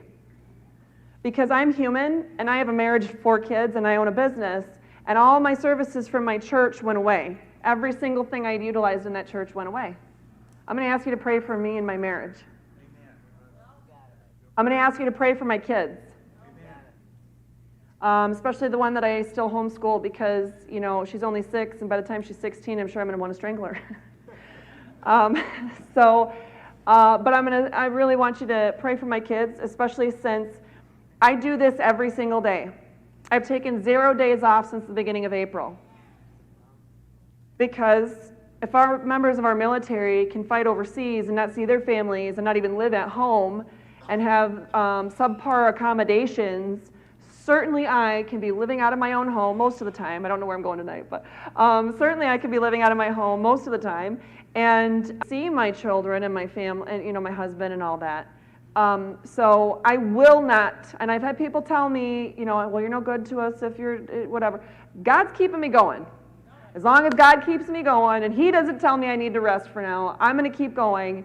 And so when I ask you for strength, I ask you for prayers for strength, and I ask you for prayers that my kids know that I still love them when I'm not spending the time that I want to be there with them. I ask you to pray for our leaders.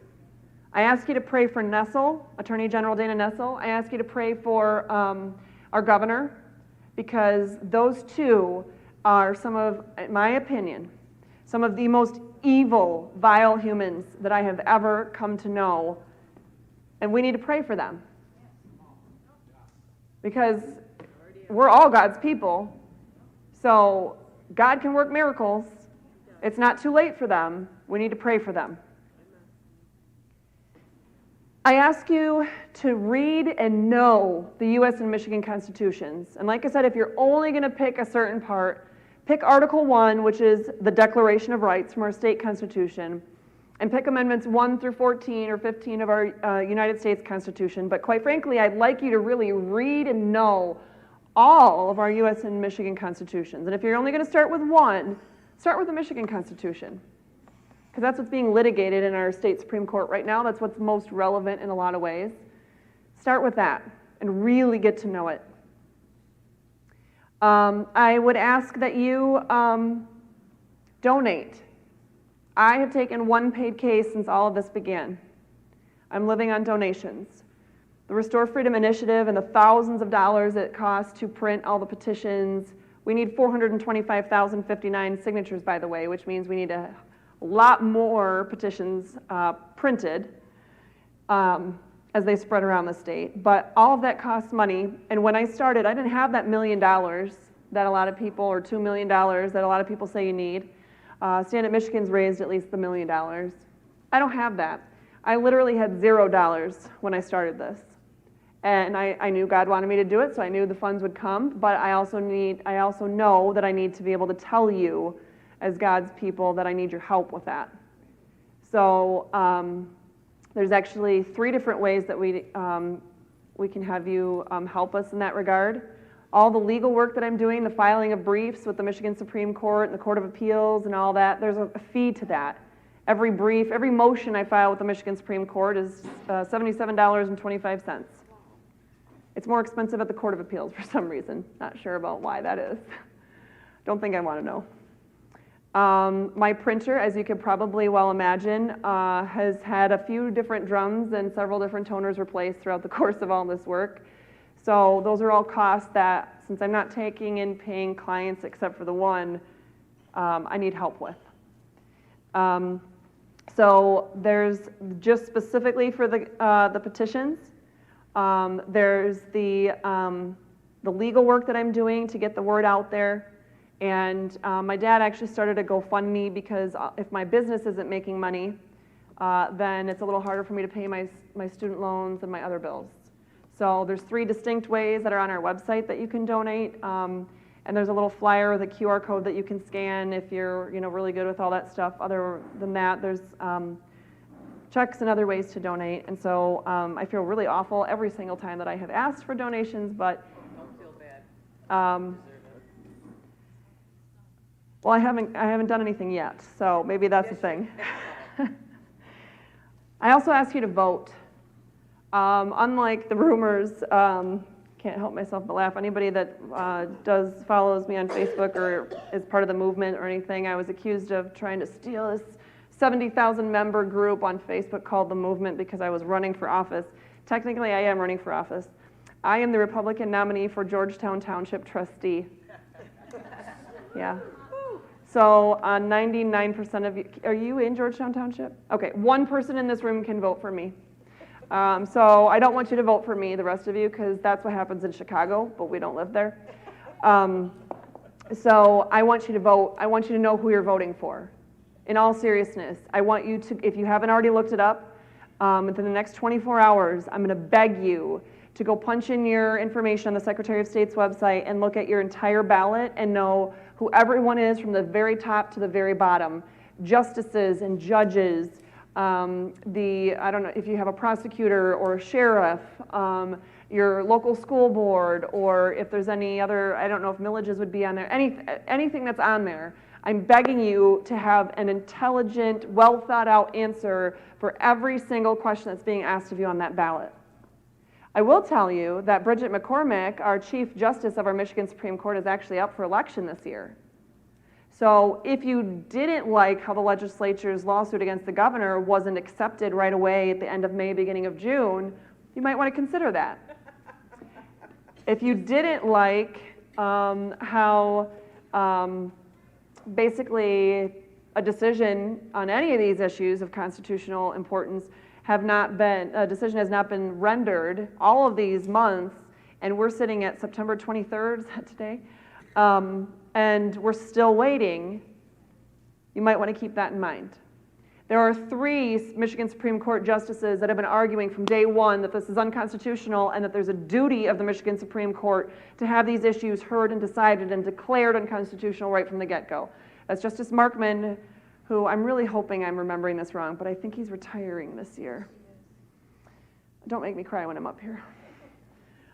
Justice Viviano and Justice Zara. And Justice Bernstein's been kind of on the fence, just so you know. And he asked some really amazing, logical questions on September 9th at the Michigan Supreme Court hearing. But at any rate, so pay attention to who's on there. And I have been promising that I will be offering people my recommendation for who to vote for that office. An acquaintance of mine has put together a list and has started publicizing it on Facebook, and I haven't looked at it yet, and I haven't researched it yet, but I will be shortly, hopefully by the end of tomorrow, able to tell you guys my thoughts on that particular race. Also keep in mind how many people really liked the Court of Appeals decision that came out on the legislature's lawsuit against the governor when they said the governor was allowed to do what she's doing. How many people thought that was a good decision? Okay, then you might want to know that Jane Markey, one of the 2 judges that voted in favor of that position, is up for election this year. So, and I don't know exactly what area that is, if it's statewide, I didn't even look at that yet, but she was on my ballot, so I was like, whoa. So the last thing is to educate, well, not the last thing, I skipped one, but educate others. Talk to your friends and your family and your neighbors and everyone. Let me ask you this, how many people, in all honesty, now all the cameras, nobody's cameras I don't think are looking at any of the audience, so you're totally safe here. But how many people have thought about posting something about the truth about COVID or the truth about what the Bible really wants us to do with regard to wearing masks, or whether, I don't know, just to shed some light on any of this that's going on, or to urge fellow Christians to stand up and do something and hold our government officials accountable, because that's what God is calling us to do, but for whatever reason, you held back. You didn't want to make your family mad. You didn't want to make your friends mad. You didn't want to, maybe your boss would see it and doesn't agree with your political views, or for whatever reason, how many people in any of this mess have thought about posting something and for one of those reasons thought, and either hesitated or didn't post? Okay. I'm going to ask you to step out in faith and post it anyway. And a couple of things as to why. In Romans 2:13, it is those who obey the law who will be declared righteous. I'm asking people to obey the law, the Constitution, first, because that is our main law after God's law in the United States. And in all these things, we are more than conquerors through him who loved us. 12:2, do not conform any longer to the pattern of this world. Don't be afraid of what your friends, your neighbors, your boss, anybody says. If they are part of the pattern of this world, don't conform to it any longer.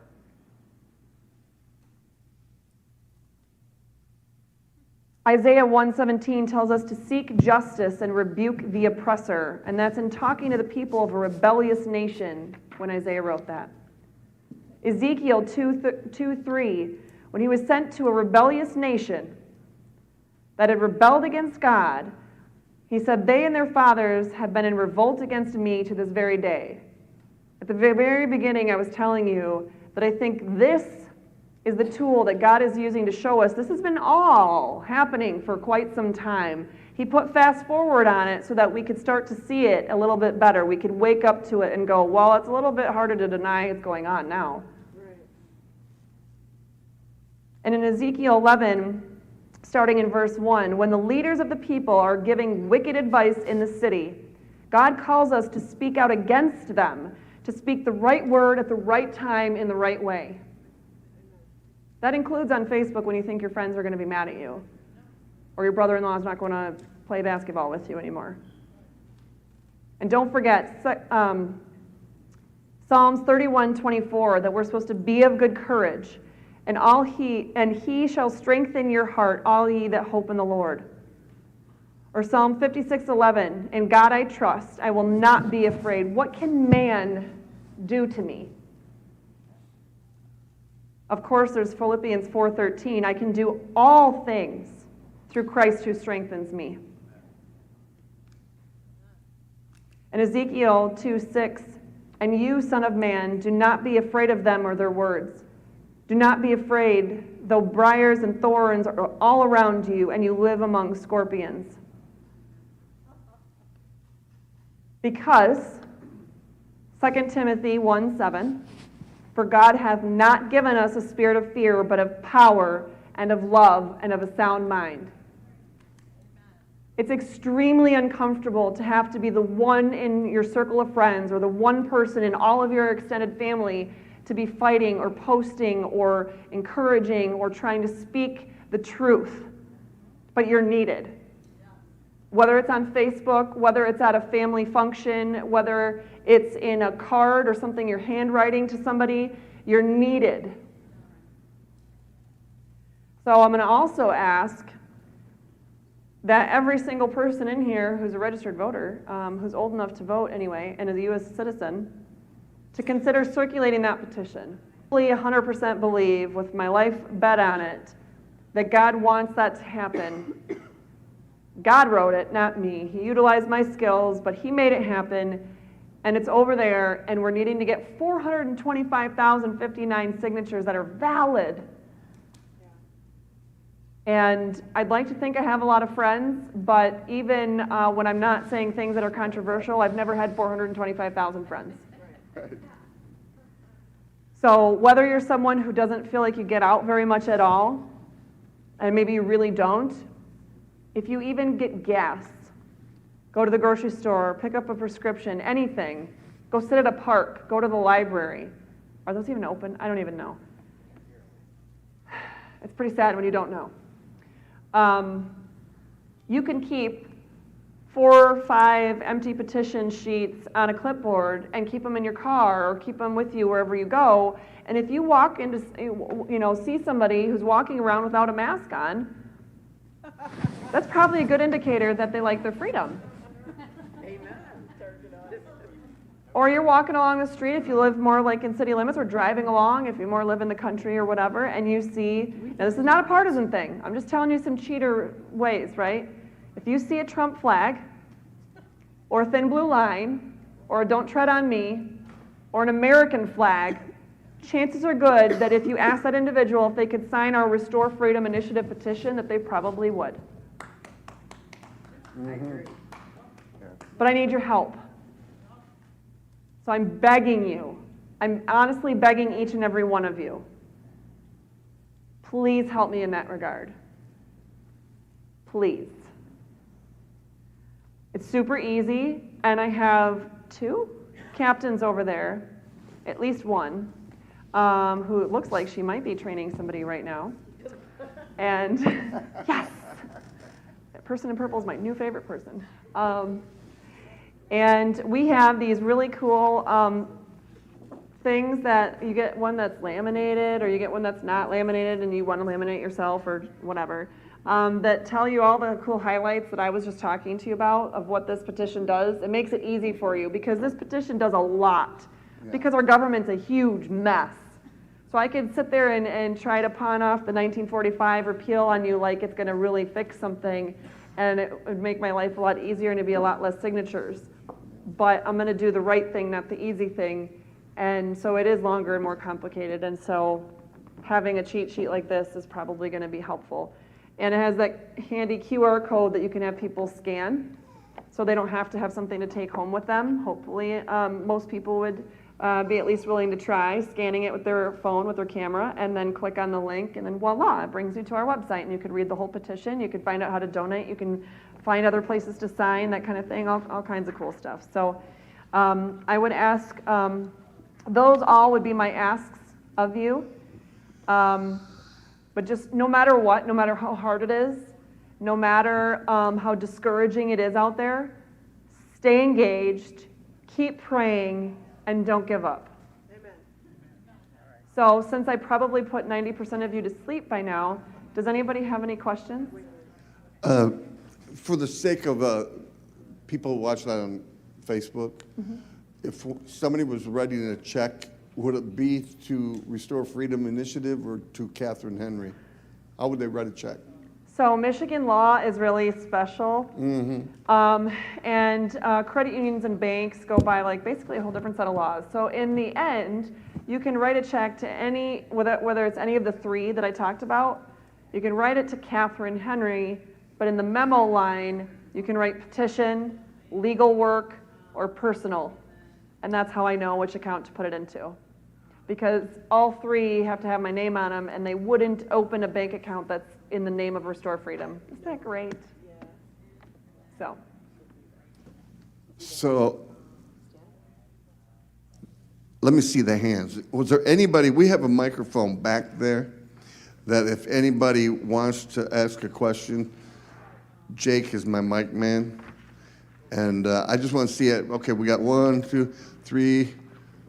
We got several questions coming up. So before we do that, what I wanted to do was, while we're here, that we do the first donation, kick it off here tonight. Oh. So I'm going to let my wife do it. I take up the offerings in church, so we're going to take up an offering tonight, right? Because I know you guys, you'll go home and you'll forget about this, and this nice lady who's taken 2 hours out of her life and every single day and no beach time. She's already missed Michigan summer, and she's got a beautiful little girl over there who probably knows that. So let's write your checks to Katherine Henry and or cash. You don't need our little envelopes. We're going to go ahead and, yep, our buckets are right there. And actually, I'm going to have you come and bring it in because we don't have our ushers handy right now, unless, Joe, you want to do that? Yeah, well, Livestream wants to hear the questions answered. So I would say normally stand up and we'll pray, but we won't do that right now. So go ahead and stand up if you're ready. I know you guys want to support something so important as this, and I'm going to pray anyway. So go ahead and stand up. Father, in the name of Jesus, we thank you for moving on the hearts of people who know things, that they can do things, and we thank you. We're so grateful for the country we live in. We are so grateful for what you're doing in our land even now. And I thank you, Father, for causing support to come into the Henry home and into her business and into this petition drive.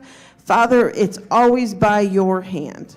You supply all of our needs according to your riches and glory in Christ Jesus, and you cause us to be sufficient in all things, that we require no aid or support, that we are furnished for every good work and charitable donation. And this is that. And we thank you, Father, for causing her to just rise up and be a success, because everything she sets her hand to should prosper. In Jesus' name, amen. So go ahead and just bring that up whenever you want, and we'll go ahead and start the questions. The baskets are on each side. Oh, everybody can hear. That's okay, I can hear me. I've sent emails to this lady. They've already got, Unlock Michigan has got over 500,000 signatures to repeal the 1945 law. Can you explain the process after the petitions are approved by the Secretary of State? Who goes on, what's the procedure? Just for their petition? Yes. What's to get rid of to repeal the 1945 law? So the 1945 law, actually, can I see my phone? I'm going to probably reference something on there. Sorry, I should have asked you that when you were all the way up here. Thank you. So the 1945 law, okay.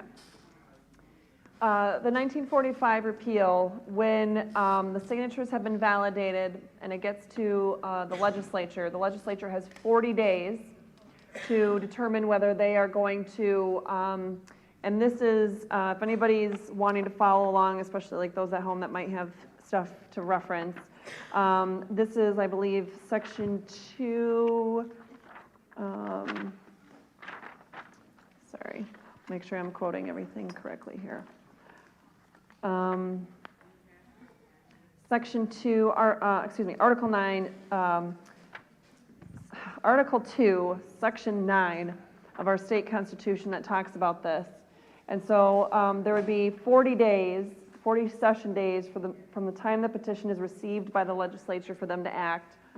And so if they just choose not to act, or they choose to act and they don't have the majority of votes to pass it through, then it can still happen. It would go to a vote of the people, which would take place in the November 2022 election, which is when mine is going to be voted on, assuming we get the signatures. My petition doesn't go to the legislature at all. So, and one thing I forgot to mention that is super important, and maybe I kind of alluded to it, but so I mentioned how we have rights that are given to us by God, of course. And we have those sections in our U.S. and Michigan Constitution that talk about the unenumerated rights. We are treated these days that if we want to do something, we have to prove that we have a legal right to do something, right? Oh, you have to, what law gives you the right to do X, Y, Z? In fact, I've had many people, even those in government, that have called me or emailed me wanting to know, what's the law that shows me I have the right to do this, and that? Here's the thing. We have the right to do something unless there's a legitimate thing that the government has done to restrict that right in some way. And the government, on the other hand, cannot do a single thing unless the U.S. or Michigan Constitution specifically allows them to. There's no inferences. If the U.S. or Michigan Constitution does not say that they have the authority to do something to regulate us in some way, then they don't, period. I don't care what law there is on the books. I don't care how many governors before her have done it or whatever the scenario is. The legislature, the governor, the courts, they don't have the right to act unless we gave them that specific authority in our U.S. or Michigan constitutions.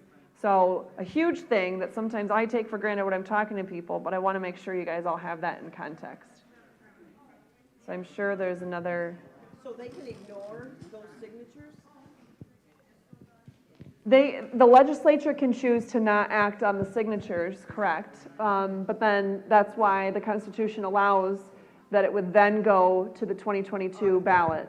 At this point, just because it has to go on a regular general election ballot, and so we're already getting so close to it, the Constitution has timeframes that you have to turn things in, beforehand. Hi, Catherine. Thank you. Yeah. So I'm a chiropractor in Kalkaska and never shut down. We were told My by neck's killing me. That's why I looked at him, because we were talking about that earlier. we were told by the Homeland Security that we were essential. I hate that word. Anyways, but last week, for the first time really in the whole practice, because I won't wear a mask, I don't have my stupid little lines on the floor. I hope I'm not live right now. Anyways, I don't have a sign on my door because I know they're not healthy. I have, biology degree. I know that what we're doing is not going to be healthy. My chiropractor tells me the same thing. Right, right. So I had a gal confront me about not having the mask last week, and then post that I'm not wearing a mask. And then, so for the first time, and I could use prayers too, but for the first time, I actually really became strong enough to say, you just put my license in jeopardy by doing that. And now I won't be able to provide care for you. How is that going to feel? You've been coming in my office the whole time. One day you'll wear it, the next day you won't, the next time you do, the next time you don't. But now you've put me in jeopardy, and I will not be able to care for my community, whom I've cared for 23 years. And she went, oh my gosh, I didn't know that the health department could come in and revoke your license like that. Not legally, but they're doing it. Not legally, but they're doing it. And so there are so many people that could use your support, so many providers that could use your support as well, because they're afraid. They're afraid to give you a service that they want to give you, but they're afraid to not be able to give it as well. And so they also need your prayers. I mean, I couldn't even go in and get my eyes checked. I can't read anymore, and I couldn't go get my eyes checked because I won't wear a mask. I'm going on a 4-year-old prescription for my contacts at this point. Right, right. So I wasn't going to wear a mask to get a new. So more and more people need to just be able to stand up and also say, look, you're going to have to provide a service for me, and yeah, that this isn't going to work. But yeah, I'm still afraid. I don't that I might not be able to. But most of my patients, I've said, well, I guess I'll just take care of you at my garage if they tell me I don't have a license. So, but anyways, yeah. But thank you for fighting for us. I would like to say that I can guarantee this, but I am only one person. But you can, if something does happen to you like that, at least try to reach out to me. And if I have, enough hours in a day to be able to do something about it, I absolutely will. I could tell you that my own chiropractor, when he called me with the, I want to say it was Executive Order 2020-147, that was the predecessor to the current 2020-153, that's the current mask order. When that came out, he was like, okay, this is it. I haven't closed, but now I don't know. I can't force this upon people. What do I do? And I promised him that, and now it's in front of people, right? So now I'm bound to it. That I would fight it all the way up to the United States Supreme Court if I needed to, because there's no way that I'm going to let a care provider who's actually trying to provide care for people to be denied that opportunity simply because they don't want to squash somebody's constitutionally protected freedoms. Well, and the hard part too is we just got a big announcement as well that they're going to be cutting all of a lot of the providers' income anyway, whether it's chiropractors, doctors, whatever, because they've instigated the new telemedicine, and so we're incorporated in that. But I'd like to know how a chiropractor is supposed to do. Can I finish that sentence? How, when my neck hurts right now, how am I supposed to go on a Zoom call and feel better at the end of that? Exactly, but my fees are going to all get cut 20% because I'm on that board. So we're going to get even more financial problems and not be able to take care of people. Right. So everybody needs to, yeah. So prayers for our chiropractors and other health professionals that are trying to do the right thing, because if you have not been aware, by the way, there are people who need medical care who are being denied medical care of all kinds simply because they can't wear a mask. And I mean somebody who is so severely disabled and crippled and all kinds of other things that it's obvious to the naked eye why this human is not wearing a mask, and yet they're being denied surgeries that were already scheduled, they're being denied MRIs or x-rays, they're being denied physical therapy, they're being denied every single possible medical treatment. They're also being denied medical treatment if they won't get a COVID test. That too. So when we do see providers, the hard part is though, because you don't want the spotlight on you, it's hard for people to say, hey, go to this chiropractor, because they're not enforcing these unconstitutional executive orders. But if you know of a provider in your life who is not doing that, even I'm going to say a store. If you know of a store, or you know the guy that does the oil changes on your car, or whatever, the local gas station that doesn't require, whatever, chiropractor, anything, when they're not choosing not to enforce these unconstitutional executive orders, let's try to make sure our business goes there as much as humanly possible, because we need to stick together. And to pray for them to be able to survive, because many of our small businesses have already closed. So there's no recourse to that? For which part? For her, she can't say, like... There's no Staples easy button. Now, there's legal recourse. In fact, I would like to think that there's attorneys already standing there ready and willing to take these kinds of cases on. I certainly am willing, but being one person who already works every single day of the week, I don't have more time that I could just squeeze in, but I'm just triaging. For me, it's a matter of triage. I gotta put the biggest fires out first. Hopefully we could start by fixing the fires over here, and then we could do the long-term goal, which is the constitutional amendment, and then one thing I didn't mention, since I do have people going over there. What? I just wanted to mention that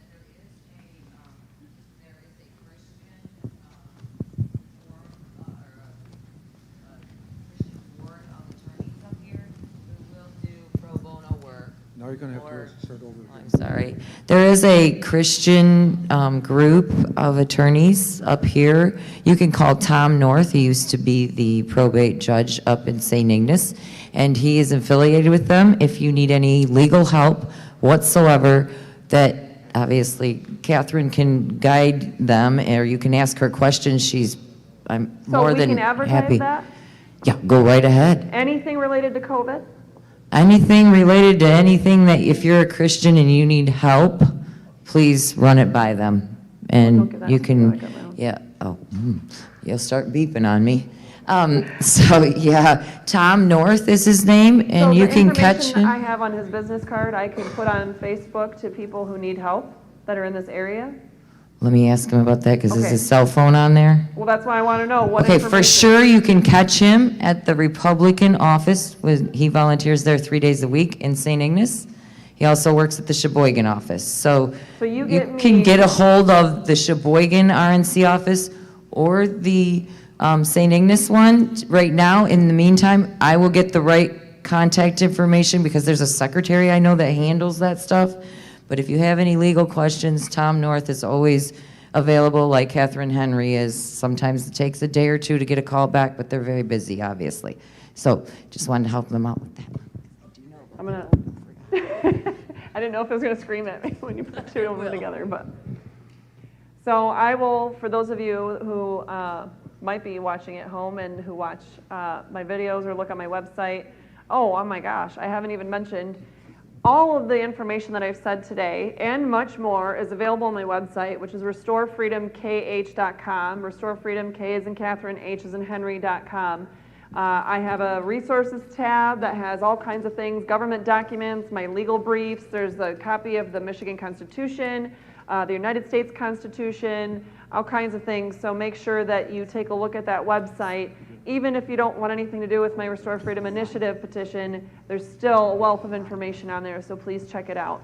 Also, I did find out recently of an attorney who's willing to do criminal defense of cases where it's like a person charged with a COVID-19 offense.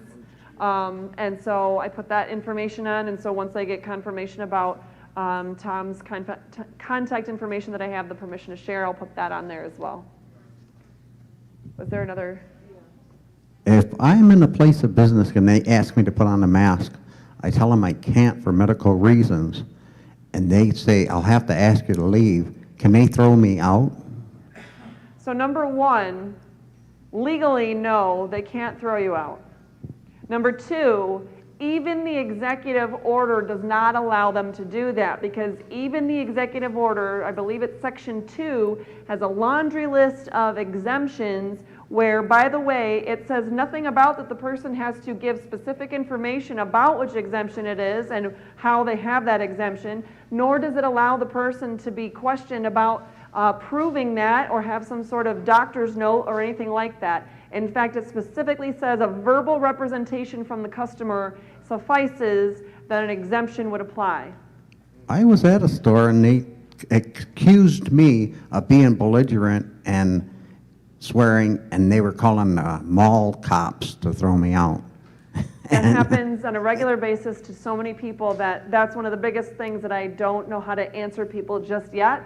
And some of those questions I haven't gotten back to people just yet because I don't know what to tell people other than it's not constitutional, it's not legal, it doesn't even follow her pretend executive orders. The person followed me throughout the whole store, and I said, turn around and That's said, please don't harassment. hassle me. And That is they harassment. hassled me right out the front door. I was glad to leave after that. Well, in light of what you just said, Joe, isn't there, like for Walmart, didn't she have a penalty on the businesses that would let people ignore the mask if they didn't enforce it?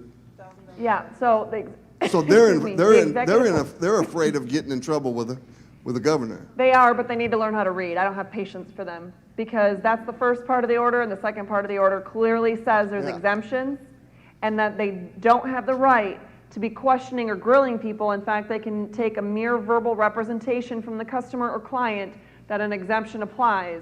So when people read one part of the order and not the other, I want to smack them. I mean, that's my honest answer about that. But So you have to just stick to your guns and let it play out. I've often shown the executive order. I either have it in print or I have it on my phone, and I've shown it to people. And even then, a lot of businesses are like, well, they start backpedaling. When I don't even know where I'm at in the state other than somewhere up north. And so when I was, the day that I was all the way up in Laurium, so we drove all night long to get all the way up to Laurium. You guys know where Laurium is? No. So you know how I mentioned where I was born? It's past that. And I went there for one of these types of meetings, and gladly so.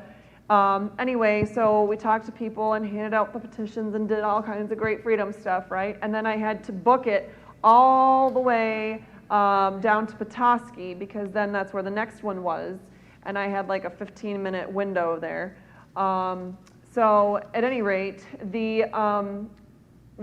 got there, we immediately had the other event in Petoskey, and then misunderstanding, I thought I was going to be eating food there. The food was all packed up by the time I was there and presenting and done talking or whatever. And so anyway, long story short, my family, and I had two of my children with me, and my husband and myself, and we were starving to death. And we didn't have real lunch. We stopped along the way in the UP and grabbed some, like, whatever, Wisconsin cheese and some sausage or something. Anyway, so oh my gosh, I'm losing my mind. What was the? Businesses are afraid of getting in trouble Thank you. because We they haven't stopped to go finished to a reading it. restaurant and waited 45 minutes for a table. They were never going to give us this table. They told us we were going to. We all walked in without masks, didn't tell us I needed masks. When I finally went in and said, hey, the table outside that I want is available now. What's going on? Oh, no, you have to wear a mask. Anyway, long story short, it became this cyclical argument about, well, the executive order says this, and then I say, funny thing is not, read it. Oh, well, I don't need to read it. It's a company policy, and our company's policy says that you have to wear a mask. I'm sorry, you can't have a company policy that discriminates, especially when it comes to, let's just focus on the medical stuff for now. I have 2 disabilities, one that under the executive order allows me to not wear a mask, another disability that allows my family and those with me to not wear a mask for communication purposes because I read lips. And so no matter how you slice it, we're covered even by this unconstitutional executive order. And so if they're going to claim that it's now this company policy, let's put it this way, would it be socially acceptable for them to be able to deny people services or a person services because they have a wheelchair?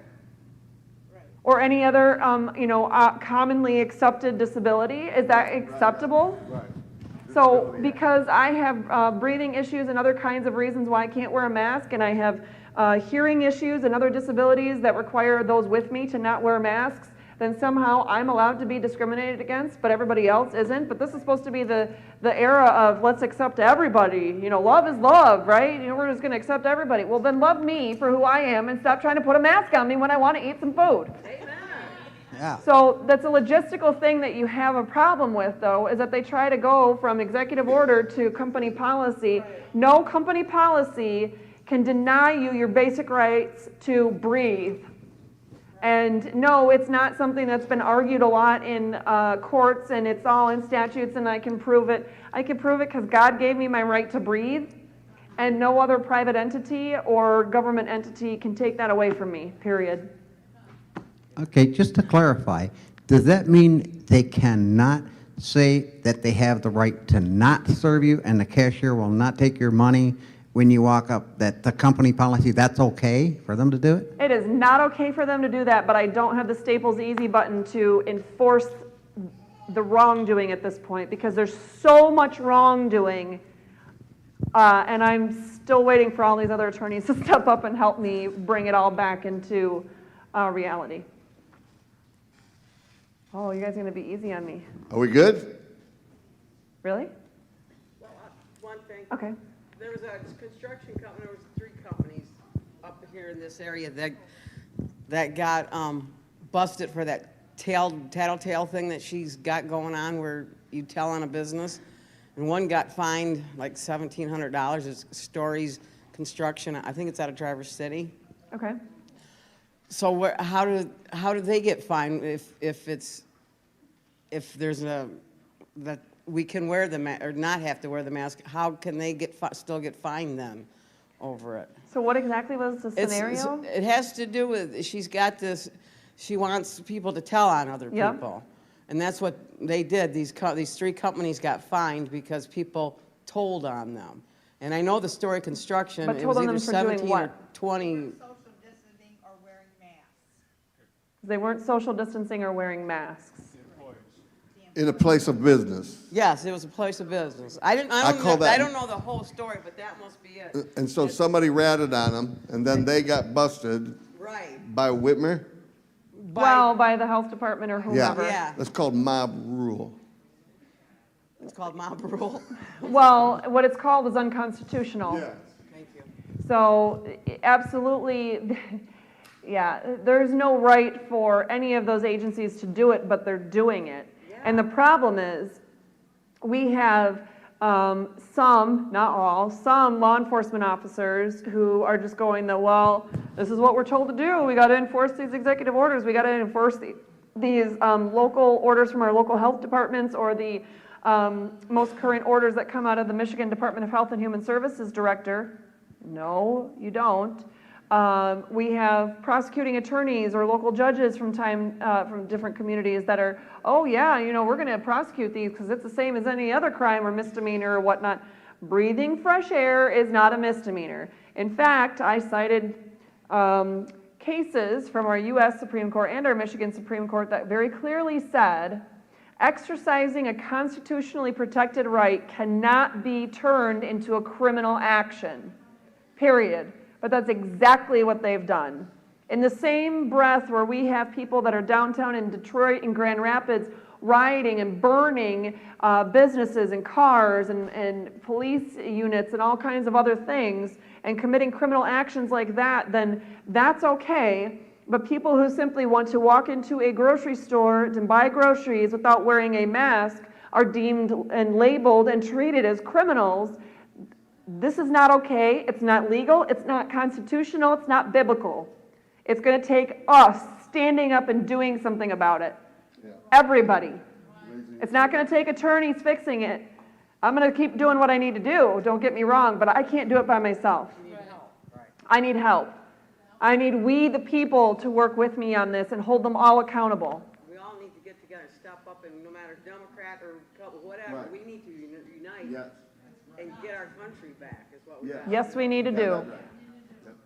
They had a Trump rally here in a town that's just not too far from here, and they listed it as a protest, because that's the only way they could have the rally. They couldn't call it a rally. My voice carries enough that I don't Well, I think just in case people not are for following the justice. question. There's a Trump rally Mm-hmm. in Boyne City, but they had to call, when they listed it on Facebook as a protest, so I asked them, I'm not going to attend no protest. Why are you calling it a protest? We have to call it a protest They because don't. the governor won't allow us It's to people have it. cowering to what there's nothing in there. In fact, they need to figure out, let's see, our state constitution, that whole section 1 that I was telling you about. Section 3, the people have the right peaceably to assemble, to consult for the common good, to instruct their representatives, and to petition the government for a redress of grievances. Well, that doesn't say anything about protest. And it says in here, Article 1, Section 5, every person may freely speak, write, express, and publish his views on all subjects, being responsible for the abuse of such right.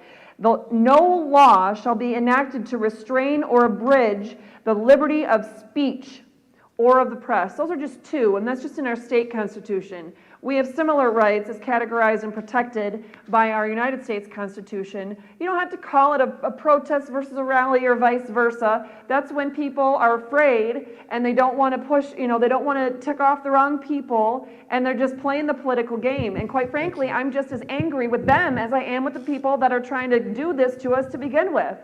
Just stand up and exercise your constitutionally protected rights that are given to you by God, and don't play games with the names and the wording and all that. Just exercise your rights and do it respectfully and do it peacefully and do it the way that God would want you to, but don't play their game. This isn't a political game. This is our freedom we're talking about here.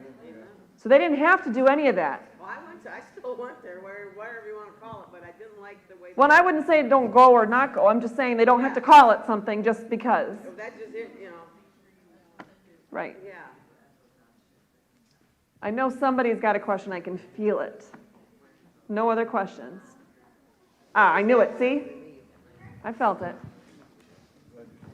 I got one question. I work at a parts store, and it's a corporate store, and they say, well, if you don't wear a mask, you can't work.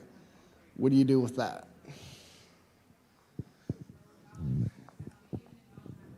That's hard. Again, that is another one of those things where I don't have a Staples Easy button for, and I really wish I did, because they don't have the right to do that. But I guess I could give you the lawyer answer. Well, you file a lawsuit, and then in about 18 to 24 months, it might be resolved through the court system, and then by then you wouldn't have had food on your table this whole time and everything else. I don't know what to tell you there.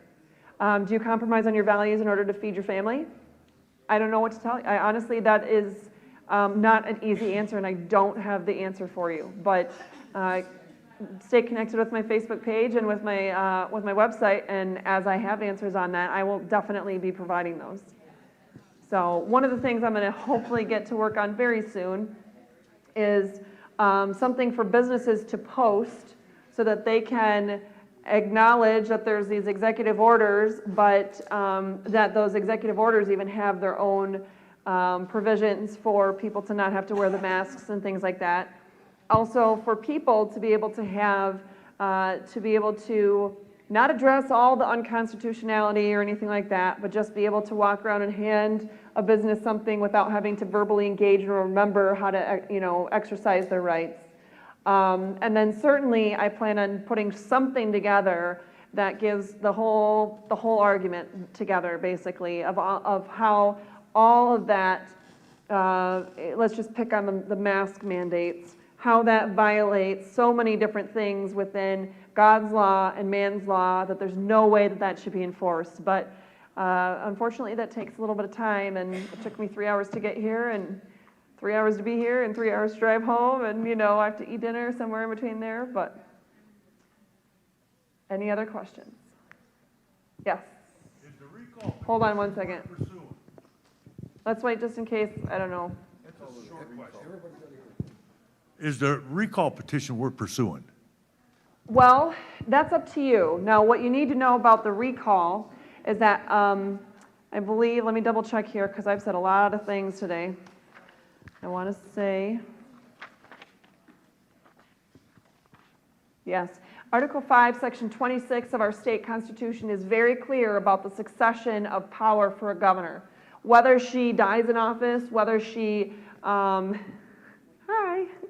whether she resigns, whether she is impeached, whether she's recalled, if she's not in office anymore, the Constitution is very clear that once she is recalled, the lieutenant governor takes that position.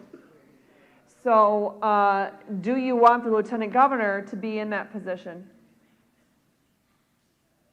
Are you trying to reach me? No. Okay. Saw somebody waving, just wanted to make sure. So do you want the lieutenant governor to be in that position? So the thing is, no, I don't think the lieutenant governor should be our governor. And people have talked about recalling him. Well, then we'll just recall him. Well, here's the thing. Our laws are set up so that we could recall all of them right now. The succession is, if the governor is not available, it goes to the lieutenant governor. Then it goes to the Secretary of State. Then it goes to the Attorney General. Then it goes to the statute. And then the statute says it's the Senate Majority Leader, which is Mike Shirkey, and then it would go to Lee Chatfield, the Speaker of the House. Okay, so people have said, well, let's get rid of all 6 of them. Okay, great, but the time has come and gone for that, because the way that our law works and the timing of different things, the governor would be, the only chance to recall her would be in a May 2021 election, because it can only be in a certain time for election. They can't just make an election in January, right? A May 2021 election. So the question before the people will simply be, should Gretchen Whitmer be recalled from the office of governor, yes or no? If a majority of people vote yes, then that's it, and Gilchrist becomes governor. Now, for Gilchrist, who's our lieutenant governor, or the Secretary of State or the Attorney General, if they're going to be recalled from those positions, that would go on the August 2021 ballot.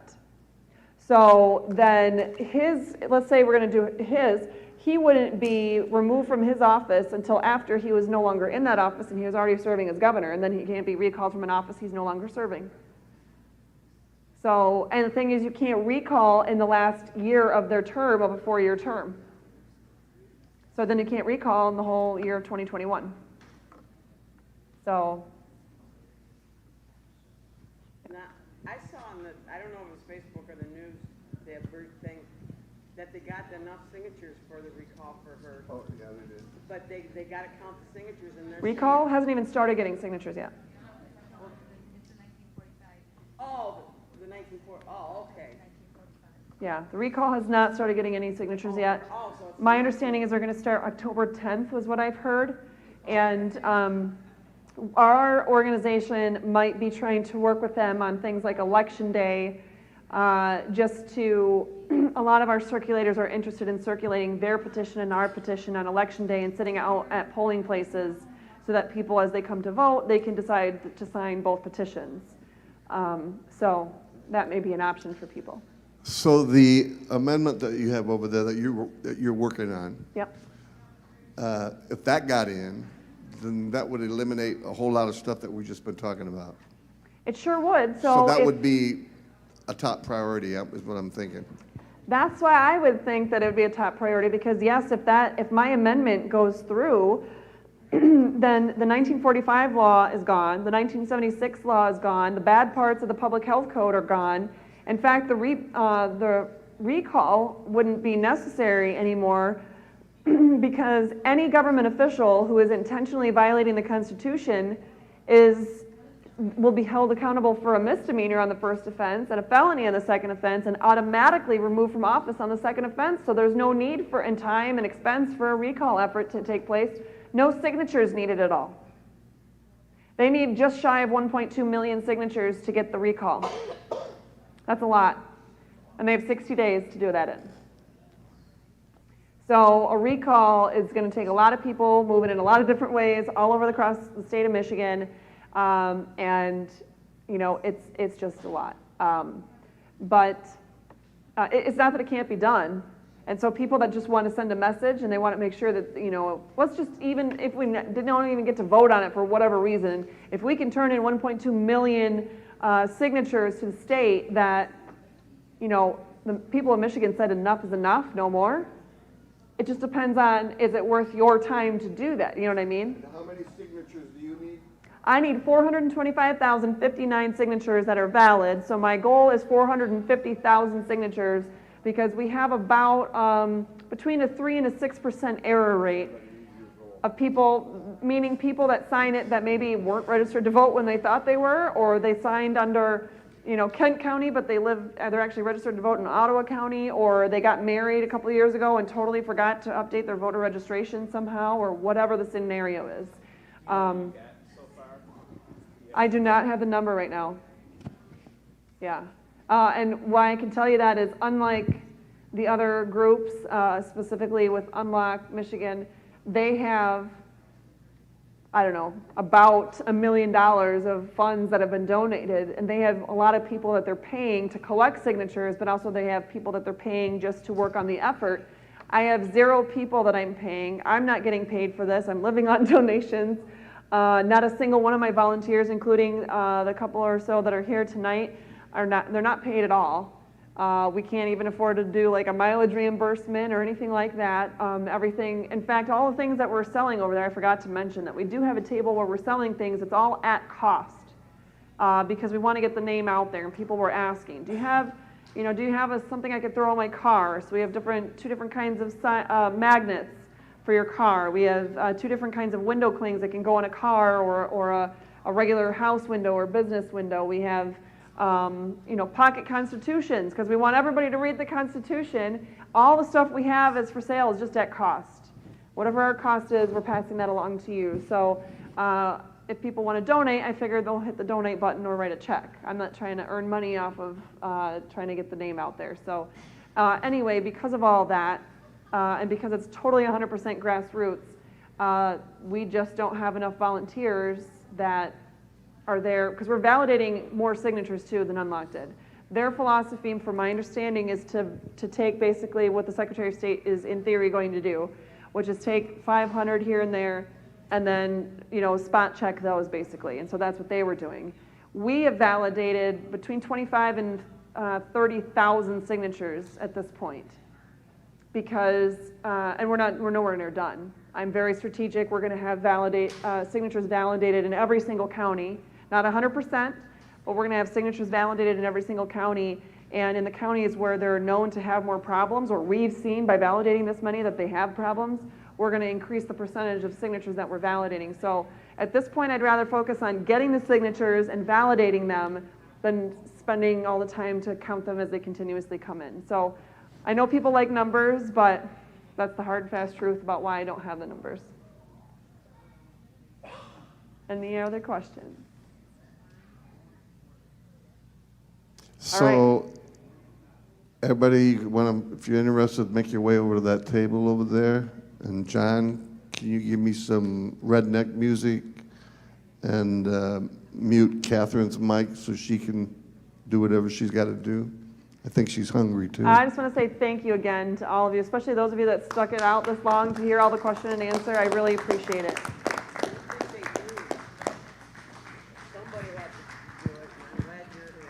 Thank you. I'm still going door to door.